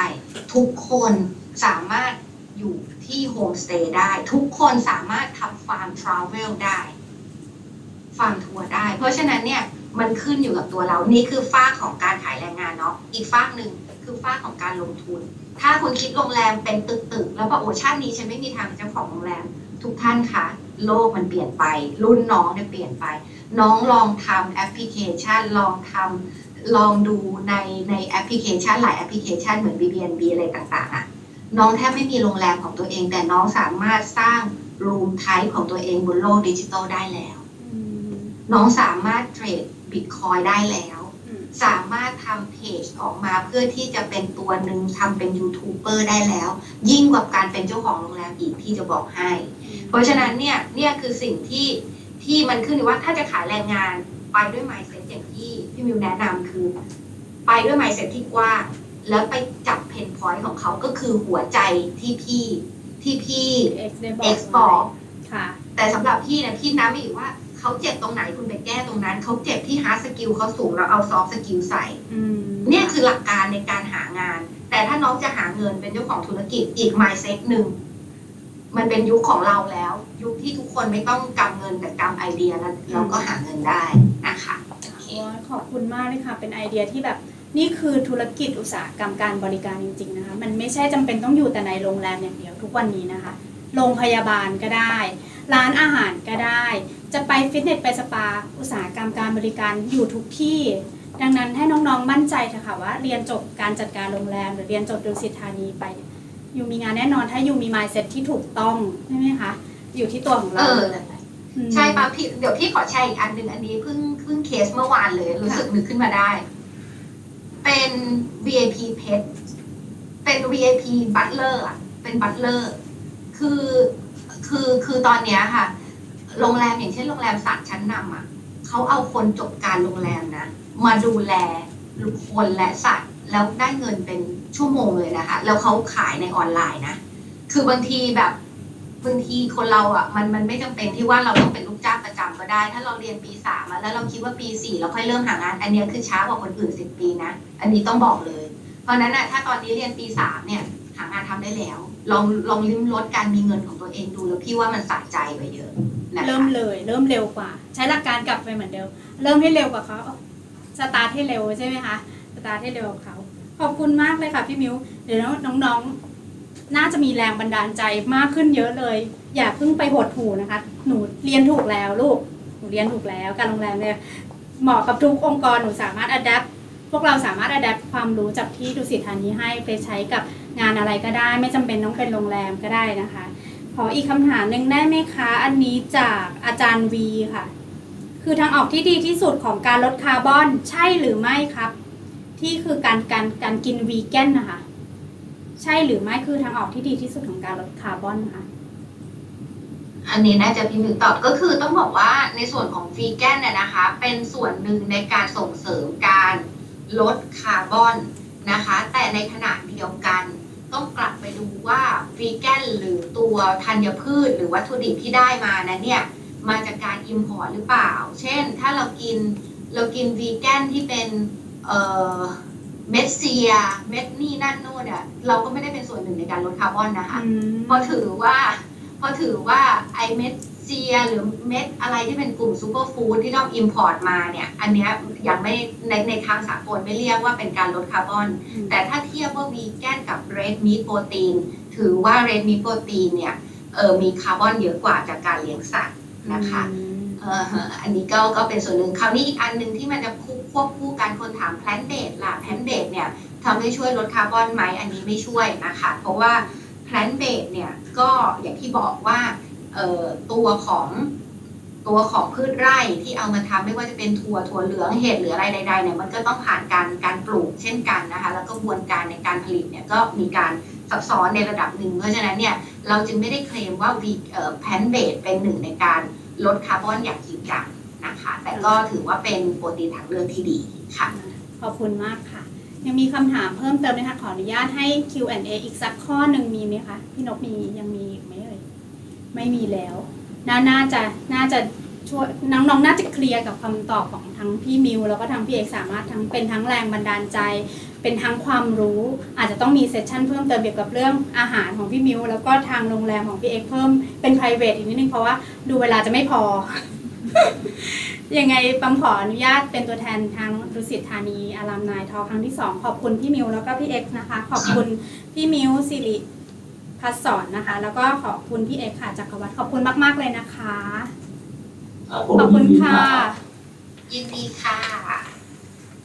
ในโอกาสต่อไปนะขออนุญาตนะคะเชิญพี่โอ๊ตนะคะนายกสมาคมศิษย์เก่าดุสิตธานีคอลเลจค่ะกล่าวปิดงานในครั้งนี้ด้วยค่ะโอเคสวัสดีครับเอ็กซ์สวัสดีครับน้องมิวแล้วก็ สวัสดีค่ะ ท่านนายกครับสวัสดีครับ สวัสดีครับพี่เอ็กซ์ครับจริงๆแล้วน้องมิวอาจจะพลาดนิดนึงตรงที่ไม่ได้เจอพี่ก่อนพี่อาร์ตจริงๆต้องเจอพี่กับพี่เอ็กซ์ก่อนนะเจอแล้วพี่มิวเขาจะมาไหมคะพูดจริงๆว่าอาจจะได้อยู่สถาบันอื่นเจอยิ่งกว่าเทวดายิ่งกว่าเทวดาใช่ไหมโอเคจริงๆวันนี้พี่ขอบคุณมากขอบคุณมากๆทั้งพี่เอกแล้วก็พี่มิวแล้วก็ขอบคุณพิธีกรสุดสวยวันนี้ที่ทำให้เกิดงานวันนี้เกิดขึ้นก็หวังว่าศิษย์เก่าเองศิษย์ปัจจุบันเองครูอาจารย์ที่เข้ามาในโซเชียลเนี้ยอาจจะได้รับความรู้จริงๆเรายังถือว่าแอคทีฟกันน้อยนะถ้าพูดถึงเรียลไทม์ในการเข้ามาเพราะนั้นก็คืออยากจะเก็บโมเมนต์นี้แหละจริงๆเราอยากจะฝากไว้ว่าไปติดตามชมได้ทางช่อง DTC Alumni Channel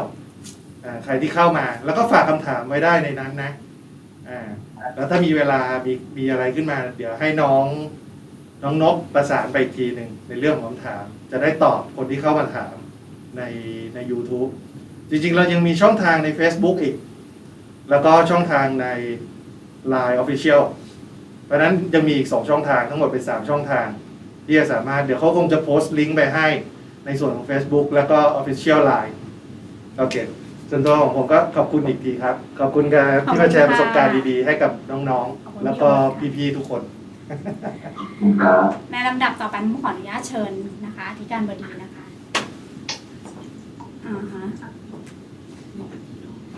ต้องขอบคุณพี่มิวกับเออีกครั้งนะคะขออนุญาตเป็นตัวแทนขอบคุณที่มาแชร์ประสบการณ์อันนี้คือแบบประสบการณ์จริงเลยเนาะพอฟังแล้วมันก็นึกถึงภาพตอนที่เราเรียนเราคิดเสมอว่าเรียนการโรงแรมตอนนี้เด็กสมัยนี้จะคิดว่าเรียนการโรงแรมเป็นอะไรรู้ไหมคะเป็นเด็กเสิร์ฟ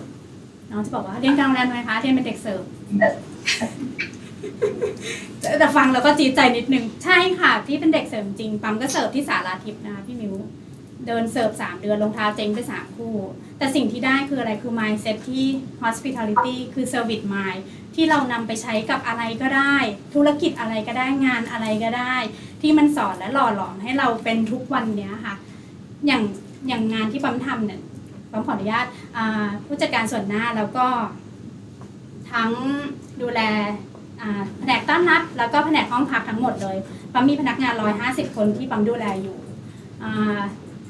ปั๊มคิดว่าน่าจะมีสักไม่เกิน10 คนที่จบการโรงแรมมาตรงกันนะคะส่วนอีก140 คนเนี่ยจะเป็นงานสายอื่นที่ไม่ได้เรียนการโรงแรมมาเลยแต่สิ่งที่เรามีคล้ายกันก็คือจิตใจบริการค่ะเรามีเซอร์วิสมายซึ่งเราสามารถจะดำเนินธุรกิจอุตสาหกรรมการท่องเที่ยวให้มันเติบโตไปได้ดังนั้นเรามาถูกทางแล้วปั๊มว่าเรามาถูกทางมาถูกที่แล้วโดยมีพี่ทั้ง2 คนทั้งพี่มิวแล้วก็พี่เอกเป็นเครื่องการันตีว่าดุสิตธานีคอลเลจนี่แหละถูกต้องแล้วเราเลือกถูกแล้วพี่มิวมีอะไรจะแชร์อยากโมดิเวตน้องๆพี่มิวก็คือหนึ่งในไอดอลของศิษย์เก่าของอารามนายของเราเลยนะคะเชิญพี่มิวค่ะก็คงต้องยกให้สถาบันแล้วก็ครูบาอาจารย์ที่ทั้งยังมีชีวิตอยู่แล้วก็ส่วนมากของพี่ก็อยู่บนดาวไปหมดแล้วแล้วก็สิ่งแวดล้อมค่ะวันนั้นที่กี่ปีแล้วไม่รู้อ่ะ10 ปี 20 ปีก่อนเนาะเดินก็งงๆเนาะเราก็เดินเรียนไปวันแรกที่มาเรียนก็งงกลัวว่าเรียนไปแล้วมหาลัยจะเจ๊งเนี่ยเงียบมากรุ่นเรามีกี่คนพี่มิวรุ่นพี่มิวมีกี่คนคะรุ่นพี่มิวเนี่ยนานาชาติกี่คนมีรุ่นพี่นานาชาติมี7-10 คนตอนแรกมา20แล้วอยู่ยังไงก็ไม่รู้อ่ะก็จบ7 คนแล้วก็แบบเข้า20ตอนจบรับปริญญาเหลือกี่ท่านคะเหลือไม่ถึงอะเหลือ5อะไรอย่างเงี้ยค่ะที่รอดกันออกไปเราแต่ต้องเข้าใจพี่ด้วยนะว่าพี่มาจากสังคมที่ใหญ่มากอย่างเช่นแบบโรงเรียน3 เสรีวิทยาลัยคืออยู่ในสังคม 5,700 คนอย่างเงี้ยแล้วพอพี่มาอยู่กับวิทยาลัยดุสิตธานีพี่รู้สึกตกใจในการคุณจะอยู่ที่ไหนก็ได้แล้วมีวัวเดินอยู่ข้างหลังกับการที่เราอยู่โรงเรียนที่แบบสแตน1,000 คนแล้วแบบมีวัวในยุคที่แบบเล่นกีฬาสีอะไรอย่างเงี้ยมีวัวเดินถือป้ายอยู่แล้วมีวัวมากัดป้ายอะไรอย่างเงี้ยเราก็รู้สึกว่าอยู่ใกล้ชิดธรรมชาติเป็นมิติใหม่แต่เราก็ภูมิใจในการบริหารนะคะแล้วก็วันนี้กลับไปแบบโอ้ยเชฟตัวแน่นเป็นโขลงเลยอะแบบอยู่กันเยอะมากนะคะแล้วลูกหลานเราเยอะมากจริงๆอันนี้เราก็แบบยินดีด้วยค่ะไปที่ไหนก็มีอะไรที่เราใช้รวมถึงศิษย์เก่าถ้าคิดว่าอยากจะทำ sustainability plan หรืออะไรใดๆนะคะเราก็มีขายของนะคะแล้วก็มีธุรกิจคอนซัลท์เบาๆอยู่ข้างหลังนะคะก็สามารถที่จะเรียกใช้บริการได้ไม่เกี่ยวข้องกับ CP นะคะโอเคค่ะขอบคุณพี่มิวค่ะพี่มิวได้เป็นสไตล์ดวงหนึ่งของ DTC อารามนายของเราเลยพี่เอกค่ะขอแรงบันดาลใจให้น้องๆเนี่ยค่ะว่าเรามาถูกทางแล้วจริงๆถ้าน้องมิวพูดถึงคาดว่ามีวัวเนี่ยผมมาก่อนเลยหลายปีมีไหมคะของพี่เอกทันวัวไหมคะโอ้วัวครับผมทันมากเลยนะคือทันแบบคือเอาจริงผมไม่รู้จักดุสิตธานีมาก่อนคืออะไรเกินน้าผมจับใส่รถมาแล้วขับมาถึงปุ๊บอยู่กรอกใบสมัครแล้วก็เรียนวีซ่าบอกว่าคืออะไรแล้วมีตึกนึงตึก2 ตึกนะเป็นตึกแคนทีนกับที่เป็นห้องปฏิบัติงานแม่บ้านด้านบนนะแล้วก็ตึกเรียนนะครับถ้าใครทานป้าแต๋วยังอยู่นะยังอยู่ค่ะยังอยู่ค่ะเดี๋ยวเที่ยงนี้ไปทานรุ่นแรกๆเลยป้าแต๋วมาก่อนพวกเราอีกนะครับซึ่งสมัยก่อนเราเรียนคือเรามีกลุ่มคนเหมือนที่น้องมิ้วบอกเลยเข้ามาเต็มเลยนะแต่จบน้อยมากนะครับเพราะว่าแล้วก็เป็นแหล่งรวมคนซิ่วสมัยก่อนจะเรียกคนซิ่วนะครับคือจะเอาคนซิ่วจากมหาลัยดังๆในที่มารวมอยู่ด้วยกันนะครับ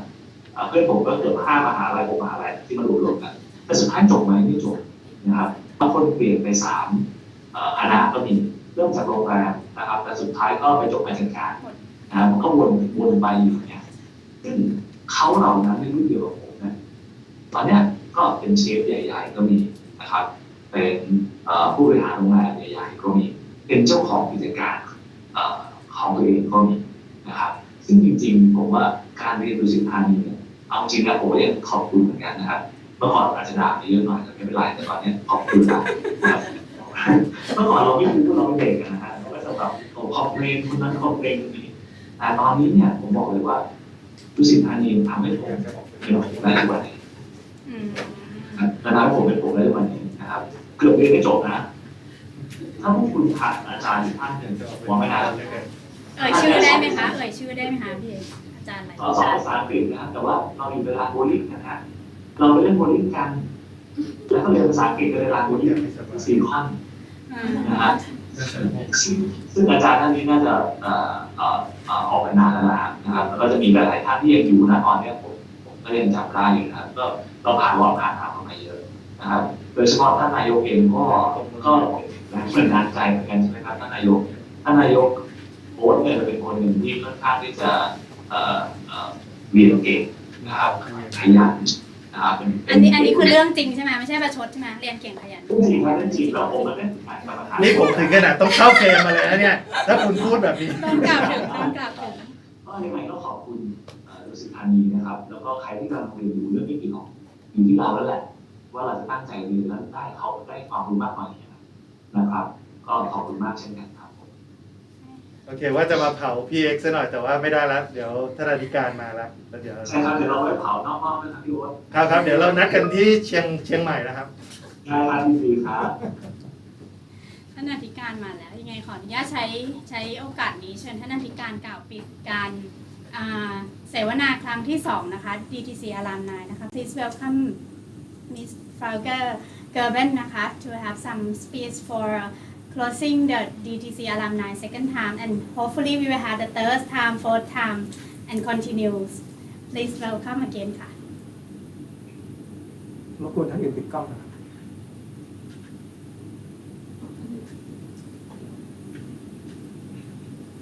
Good morning, everyone. It's good to see you again. I hope the conversations this morning were inspiring and that you have new ideas to work with and made a small step towards solving the sustainability problems in for the Thai hospitality and tourism industry. As I shared with you this morning, I am really happy to see alumni and colleagues of Disney College interact and discuss pressing issues that are facing the Thai hospitality industry. And I am also very happy that we have alumni who are participating and that we had some expert panel members, alumni of previous batches from Disney College to share their experience and their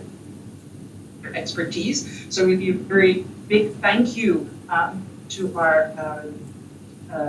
alumni guest speakers from Shanghai, also from the food industry. Thank you to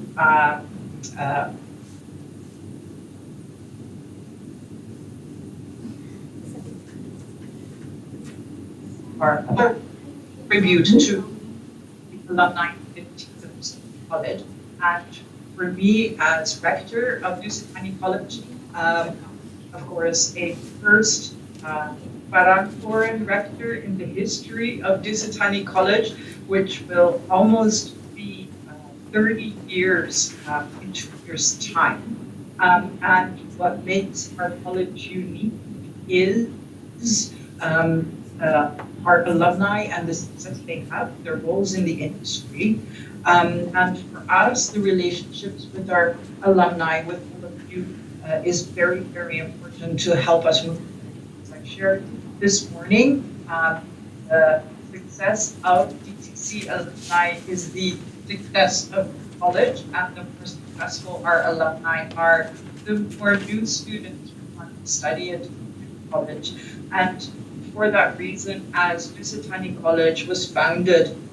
by Tampik Chanat almost 30 years ago by the hospitality industry, specifically for the hospitality industry. And that is also why I'm really looking forward to strengthening the relationships between the college and our alumni moving forward so that together we can contribute to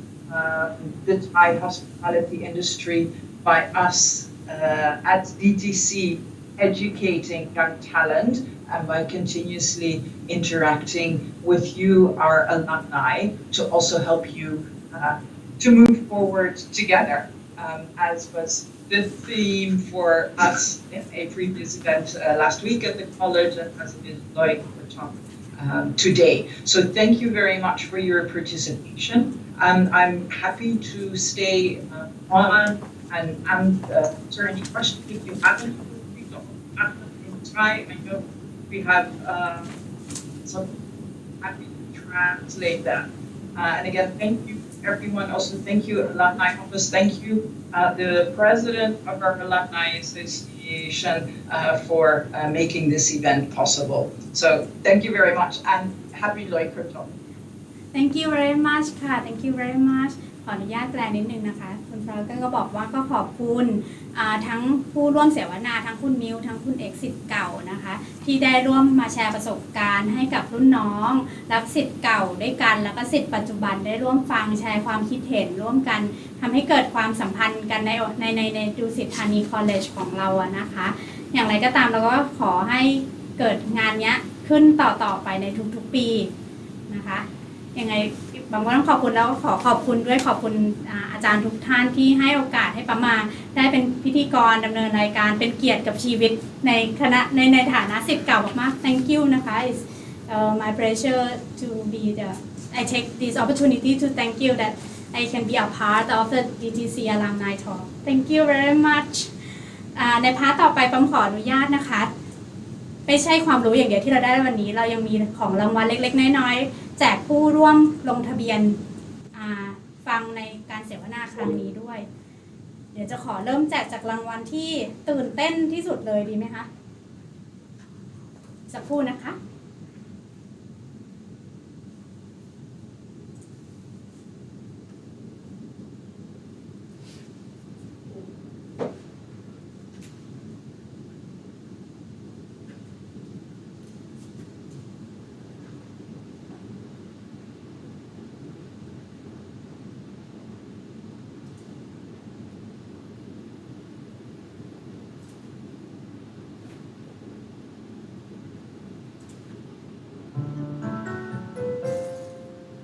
เราเริ่มจากรางวัลที่น่าตื่นเต้นกันเลยเนาะ ถุงผ้ารักโลกร้อนค่ะให้เข้ากับคอนเซปต์กับหัวข้อเสวนานิดนึงเป็นถุงผ้ารักโลกร้อนสมาคมศิษย์เก่าวิทยาลัยดุสิตธานีนะคะ6รางวัลค่ะขออนุญาตค่ะขออนุญาตหมุนเลยนะคะ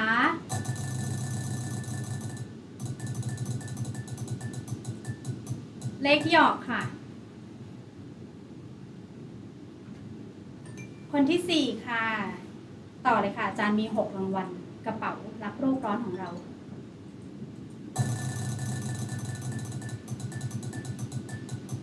เลขที่4อีกรอบได้ไหมคะเลขที่1ค่ะอันนี้กำลังเป็นกระเป๋าใบที่2มีทั้งหมด6รางวัลค่ะรางวัลที่3กระเป๋าใบที่3ค่ะเริ่มค่ะ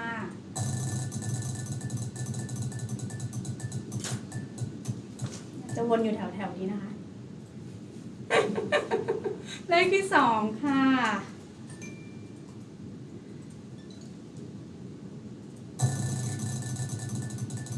นี่ถ้าหมุนอยู่เลขต้นๆอีกนี่เดี๋ยว31ค่ะอันนี้ใบที่4แล้วนะคะ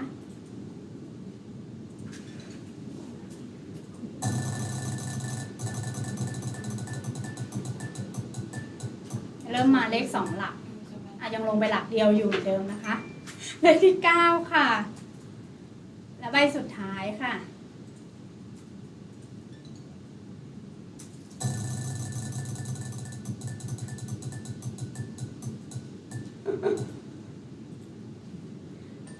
เลขที่6ค่ะอันนี้เป็นกระเป๋ารักโลกร้อนนะคะรางวัลใหญ่รางวัลรองใหญ่นะคะตุ๊กตาหมีใส่ชุดเอี่ยมวิทยาลัยดุสิตธานี1รางวัลค่ะขออนุญาตแบบกดให้มันไปเลข2หลักเลยนะคะอาจารย์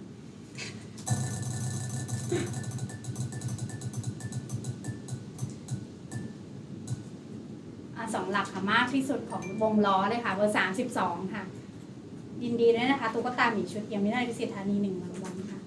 รางวัลต่อไปตุ๊กตาหมีชุดเชฟค่ะเมื่อกี้ชุดเอี่ยมอันนี้ชุดเชฟค่ะเริ่มค่ะ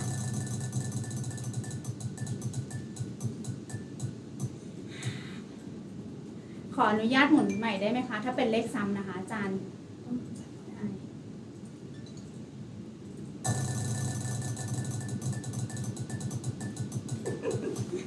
ได้ดีขึ้นแล้วค่ะดีขึ้นแล้วค่ะ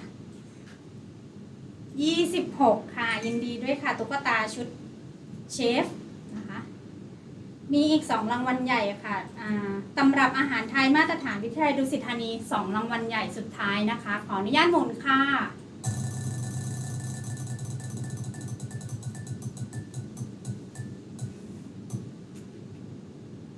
32เราได้ไปแล้วยังคะพี่หนุ่มไปแล้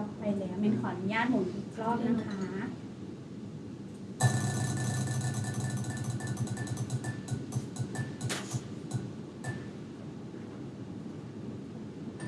28ได้ซ้ำนะคะ28ขออีกรางวัลสุดท้ายค่ะตำรับอาหารไทยมาตรฐาน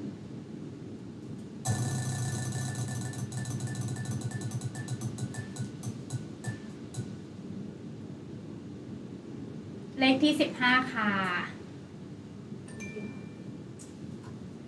เรียบร้อยค่ะ ไม่ทราบว่าตกไปถึงใครบ้างรางวัลอัน มีรางวัลใหญ่จากต้นจันทร์นะคะ อ๋อมีเซอร์ไพรส์ค่ะอันนี้ปั๊มขอเก็บไว้เองได้ไหม รางวัลใหญ่จากออนเซ็นม่อนแจมนะคะโรงแรมที่เบกเป็น GM อยู่นะคะ ค่ะก็จับเลยค่ะว่าคนนี้จะเป็นใครคะได้กี่รางวัล อ๋อหนึ่งคืนเหมือนในโรงแรมในที่ที่ ใช่เดี๋ยวเอกจะมอบราง อ๋อ วัล ต้องขอบคุณพี่เอกมากนะคะ อันนี้เป็นรางวัลคิดว่าเป็นรางวัลเซอร์ไพรส์แล้วกันไม่ขออนุญาตหมุนนะคะ โรงแรมม่อนแจ่มออนเซ็นแอดม่อนแจ่มเชียงใหม่ค่ะ เลขผู้โชคดีคือเลขที่24ค่ะ ค่ะตอนนี้ทางม่อนแจ่มไม่มีเสียงออกค่ะในทีม ใช่ เดี๋ยวทางวิทยาลัยติดต่อกลับไปนะคะ ติดต่อกลับไปผู้ที่ได้รับรางวัลทุกท่านนะคะ ยังไงต้องขอบคุณที่ร่วมเสวนากับเราในครั้งนี้ด้วยปั๊มต้องขออนุญาตเป็นตัวแทนDTC อารามนายครั้งที่ 2 ขอบคุณทุกท่าน อาจารย์ทุกท่าน ผู้ช่วยทุกท่านที่เอื้อเฟื้อทำให้DTC อารามนายครั้งนี้เกิดขึ้น ขอบคุณทุกท่านผู้เข้ารับฟังแล้วก็ผู้เข้าร่วมและผู้ติดตามทุกท่านนะคะยังไงเพื่อตาม follow up การประสานงานหรือว่าช่องทางการติดต่อสามารถสแกน QR code ได้นะคะ ที่ขึ้นที่หน้าจอนะคะทางไหนดีคะทางนี้ค่ะ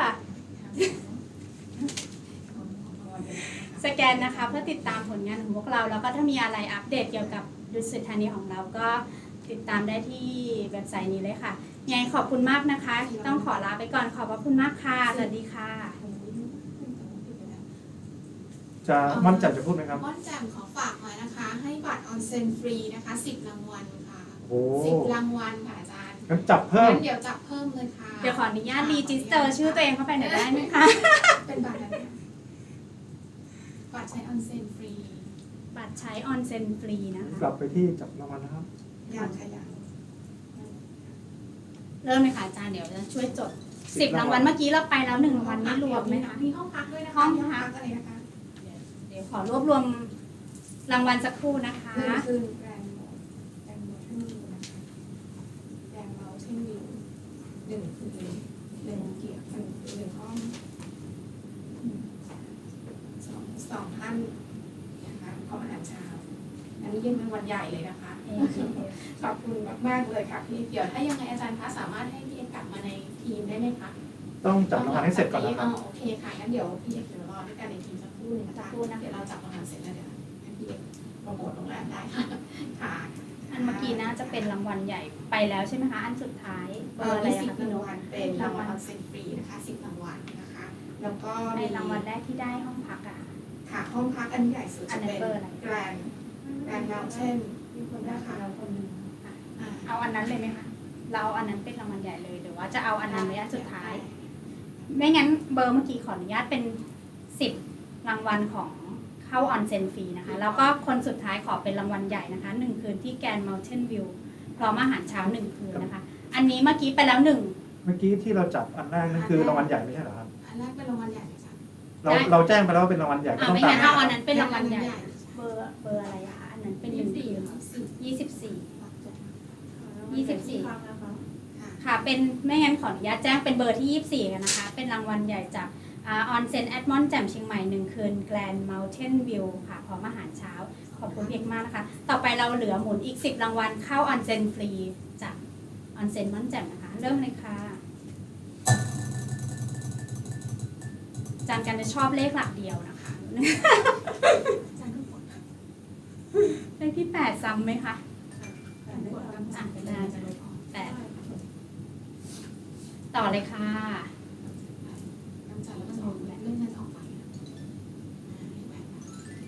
โอเค ต่อเลยค่ะรางวัลที่ 1 ไปแล้ว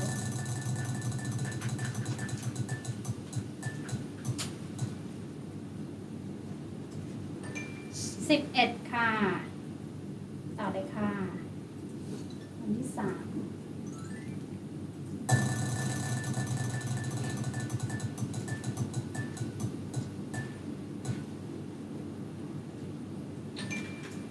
326ค่ะอันทุกครั้งแล้วซ้ำค่ะอาจารย์ซ้ำ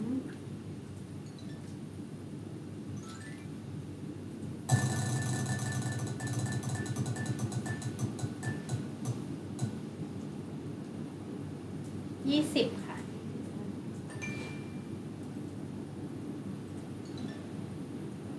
เหลืออีก7 ท่านนะคะผู้โชคดี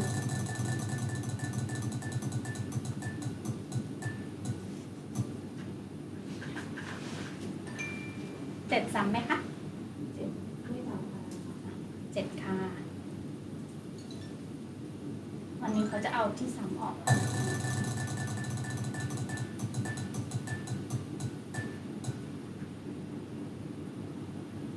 30ค่ะวันที่ 5แล้วเหลืออีก5 รางวัลสุดท้ายแล้วค่ะ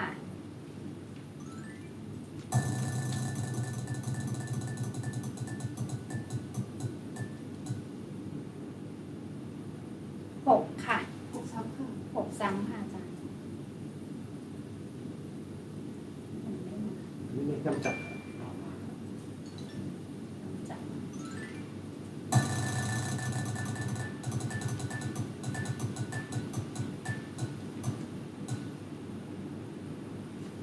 14ค่ะไม่ซ้ำนะคะ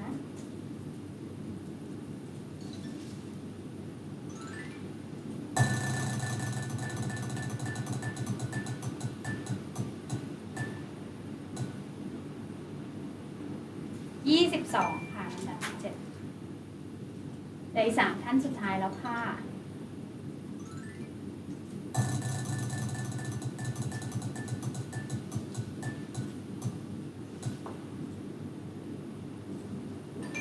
10ได้ไหมคะ 4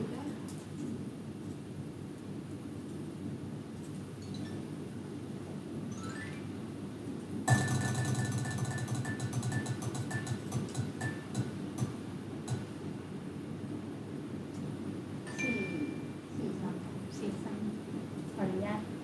เน้นด้านใหม่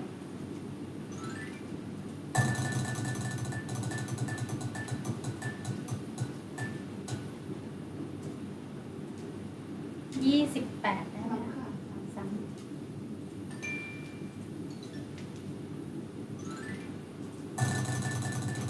2 รางวัลสุดท้ายนะคะ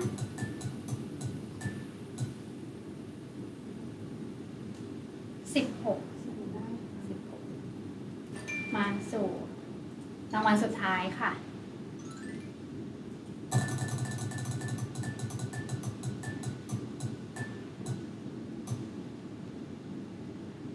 ลัคกี้นัมเบอร์ค่ะ13ครบค่ะครบ13 ท่านครบ10 ท่านแล้วก็บวกรางวัลใหญ่จากพี่เอกเองต้องขอบคุณพี่เอกอีกครั้งนะคะรางวัลใหญ่ยังไงรบกวนเรียนเชิญพี่เอกกลับมาอีกครั้ง สักครู่นะครับ สักครู่นะคะ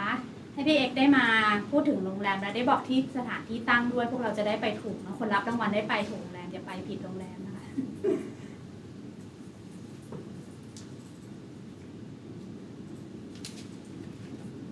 สักครู่นะคะ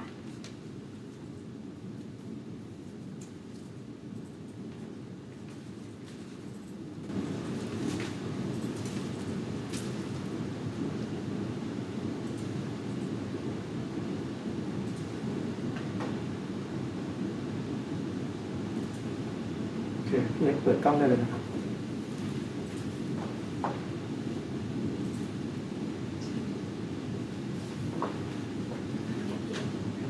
เอกคะได้ยินไหมเอ่ยพี่เอกอย่าลืมเปิดไมค์นะคะ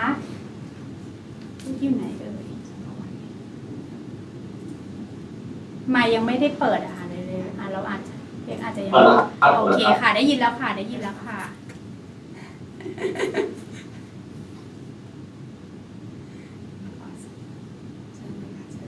เชิญพี่เอกพูดถึงสถานที่ตั้งอนุญาตให้โปรโมทโรงแรมเต็มที่ค่ะ เดี๋ยวก่อนอื่นปั๊มขอบคุณนะคะขอบคุณแทนผู้โชคดีด้วยขอบคุณสำหรับเซอร์ไพรส์บิ๊กเซอร์ไพรส์รางวัลใหญ่ลัคกี้ดอจากม่อนแจ่มออนเซ็นนะคะ ครับ รบกวนเทปเปิดกล้องได้ไหมคะ ได้ครับ ที่ตั้งอยู่ไหนเราไปยังไงตรงไหน ครับผมก็ก่อนอื่นขอขอบคุณทุกท่านนะครับที่ให้เกียรติผมมาในวันนี้นะครับนะครับผมก็ออนเซ็นและม่อนแจ่มนะครับก็อยู่เชียงใหม่นะครับแม่ริมอยู่ที่ม่อนแจ่มเลยชื่อตรงตัวเลยนะครับม่อนแจ่มนะครับเป็นโรงแรมเป็นโรงแรมเล็กๆนะครับที่อยู่บนม่อนแจ่มนะครับอยู่ใกล้กับโครงการหลวงหนองหอยนะครับแล้วก็โครงการหลวงอื่นๆใกล้ๆเคียงนะครับมีสถานที่ท่องเที่ยวเยอะแยะมากมายเลยนะครับสำหรับใครที่ต้องการหาเขาเรียกว่าสถานที่ที่เราจะหลีกหนีความวุ่นวายจากกรุงเทพครับเชิญได้เลยนะครับที่ออนเซ็นและม่อนแจ่มครับผมก็ดูในเว็บไซต์ได้ครับตรงตัวเลยเรามีบริการทั้งอาหารเครื่องดื่มที่พักแล้วก็ออนเซ็นนะครับก็ตอนนี้มีการปรับปรุงเพิ่มเติมห้องพักเพิ่มมากขึ้นนะครับแล้วก็ขยายออนเซ็นมากขึ้นแล้วก็ตอนเร็วนี้จะมีร้านราเมงนะครับของเราเองเปิดอยู่ใกล้ๆกับโรงแรมนะครับเหมือนอารมณ์แบบนั่งกินอยู่แถวสุโขทัยเลยนะครับก็เรียนเชิญได้นะครับที่ออนเซ็นและม่อนแจ่มครับผม So คุณ X just promoted and tell the person who got the lucky draw that where is the location of his hotel นะคะคุณ Frauger so he just have the opportunity to promote where is the location จริงๆแล้วมูลค่าปกติแล้วต่อคืนเนี่ยคืนละประมาณเท่าไหร่ Very good. Please welcome to any time for any of you to just like visit Chiang Mai or Mon Cham. Please come pass by to see the hotels or if you have opportunity we can meet and yeah we can know each other more. I would be delighted to. I promise you that my next visit to Chiang Mai, I will make sure that I visit your beautiful property and come to meet you in person. Yes, please. I'm waiting. So we got a big surprise from คุณ X นะคะ One night in mountain view with breakfast นะคะ Give as surprise for the lucky draw today ค่ะ So thank you คุณ X for this big surprise and also another 10 free ticket entrance to the onsen right So we got Yes. all the lucky person already So thank you very much thank you once again ค่ะ Yes, please welcome everyone. มูลค่าของห้องพักของพี่เอสที่ปั๊มดูแล้วคืนละประมาณ 16,000-17,000 เองค่ะทุกคนไม่แพงเท่าไหร่นะคะ ไปเที่ยวได้ ยินดีด้วยนะคะกับผู้โชคดี ขอบคุณพี่เอ็กซ์นะคะ ขอบคุณมากๆเลยค่ะ ครับผมขอบคุณนะครับขอบคุณทุกคนครับผม ขออนุญาตนะคะ ลาไปก่อนแล้วพบกันใหม่ DTC Alumni Talk ปีหน้านะคะ ครั้งที่ 3 นะคะ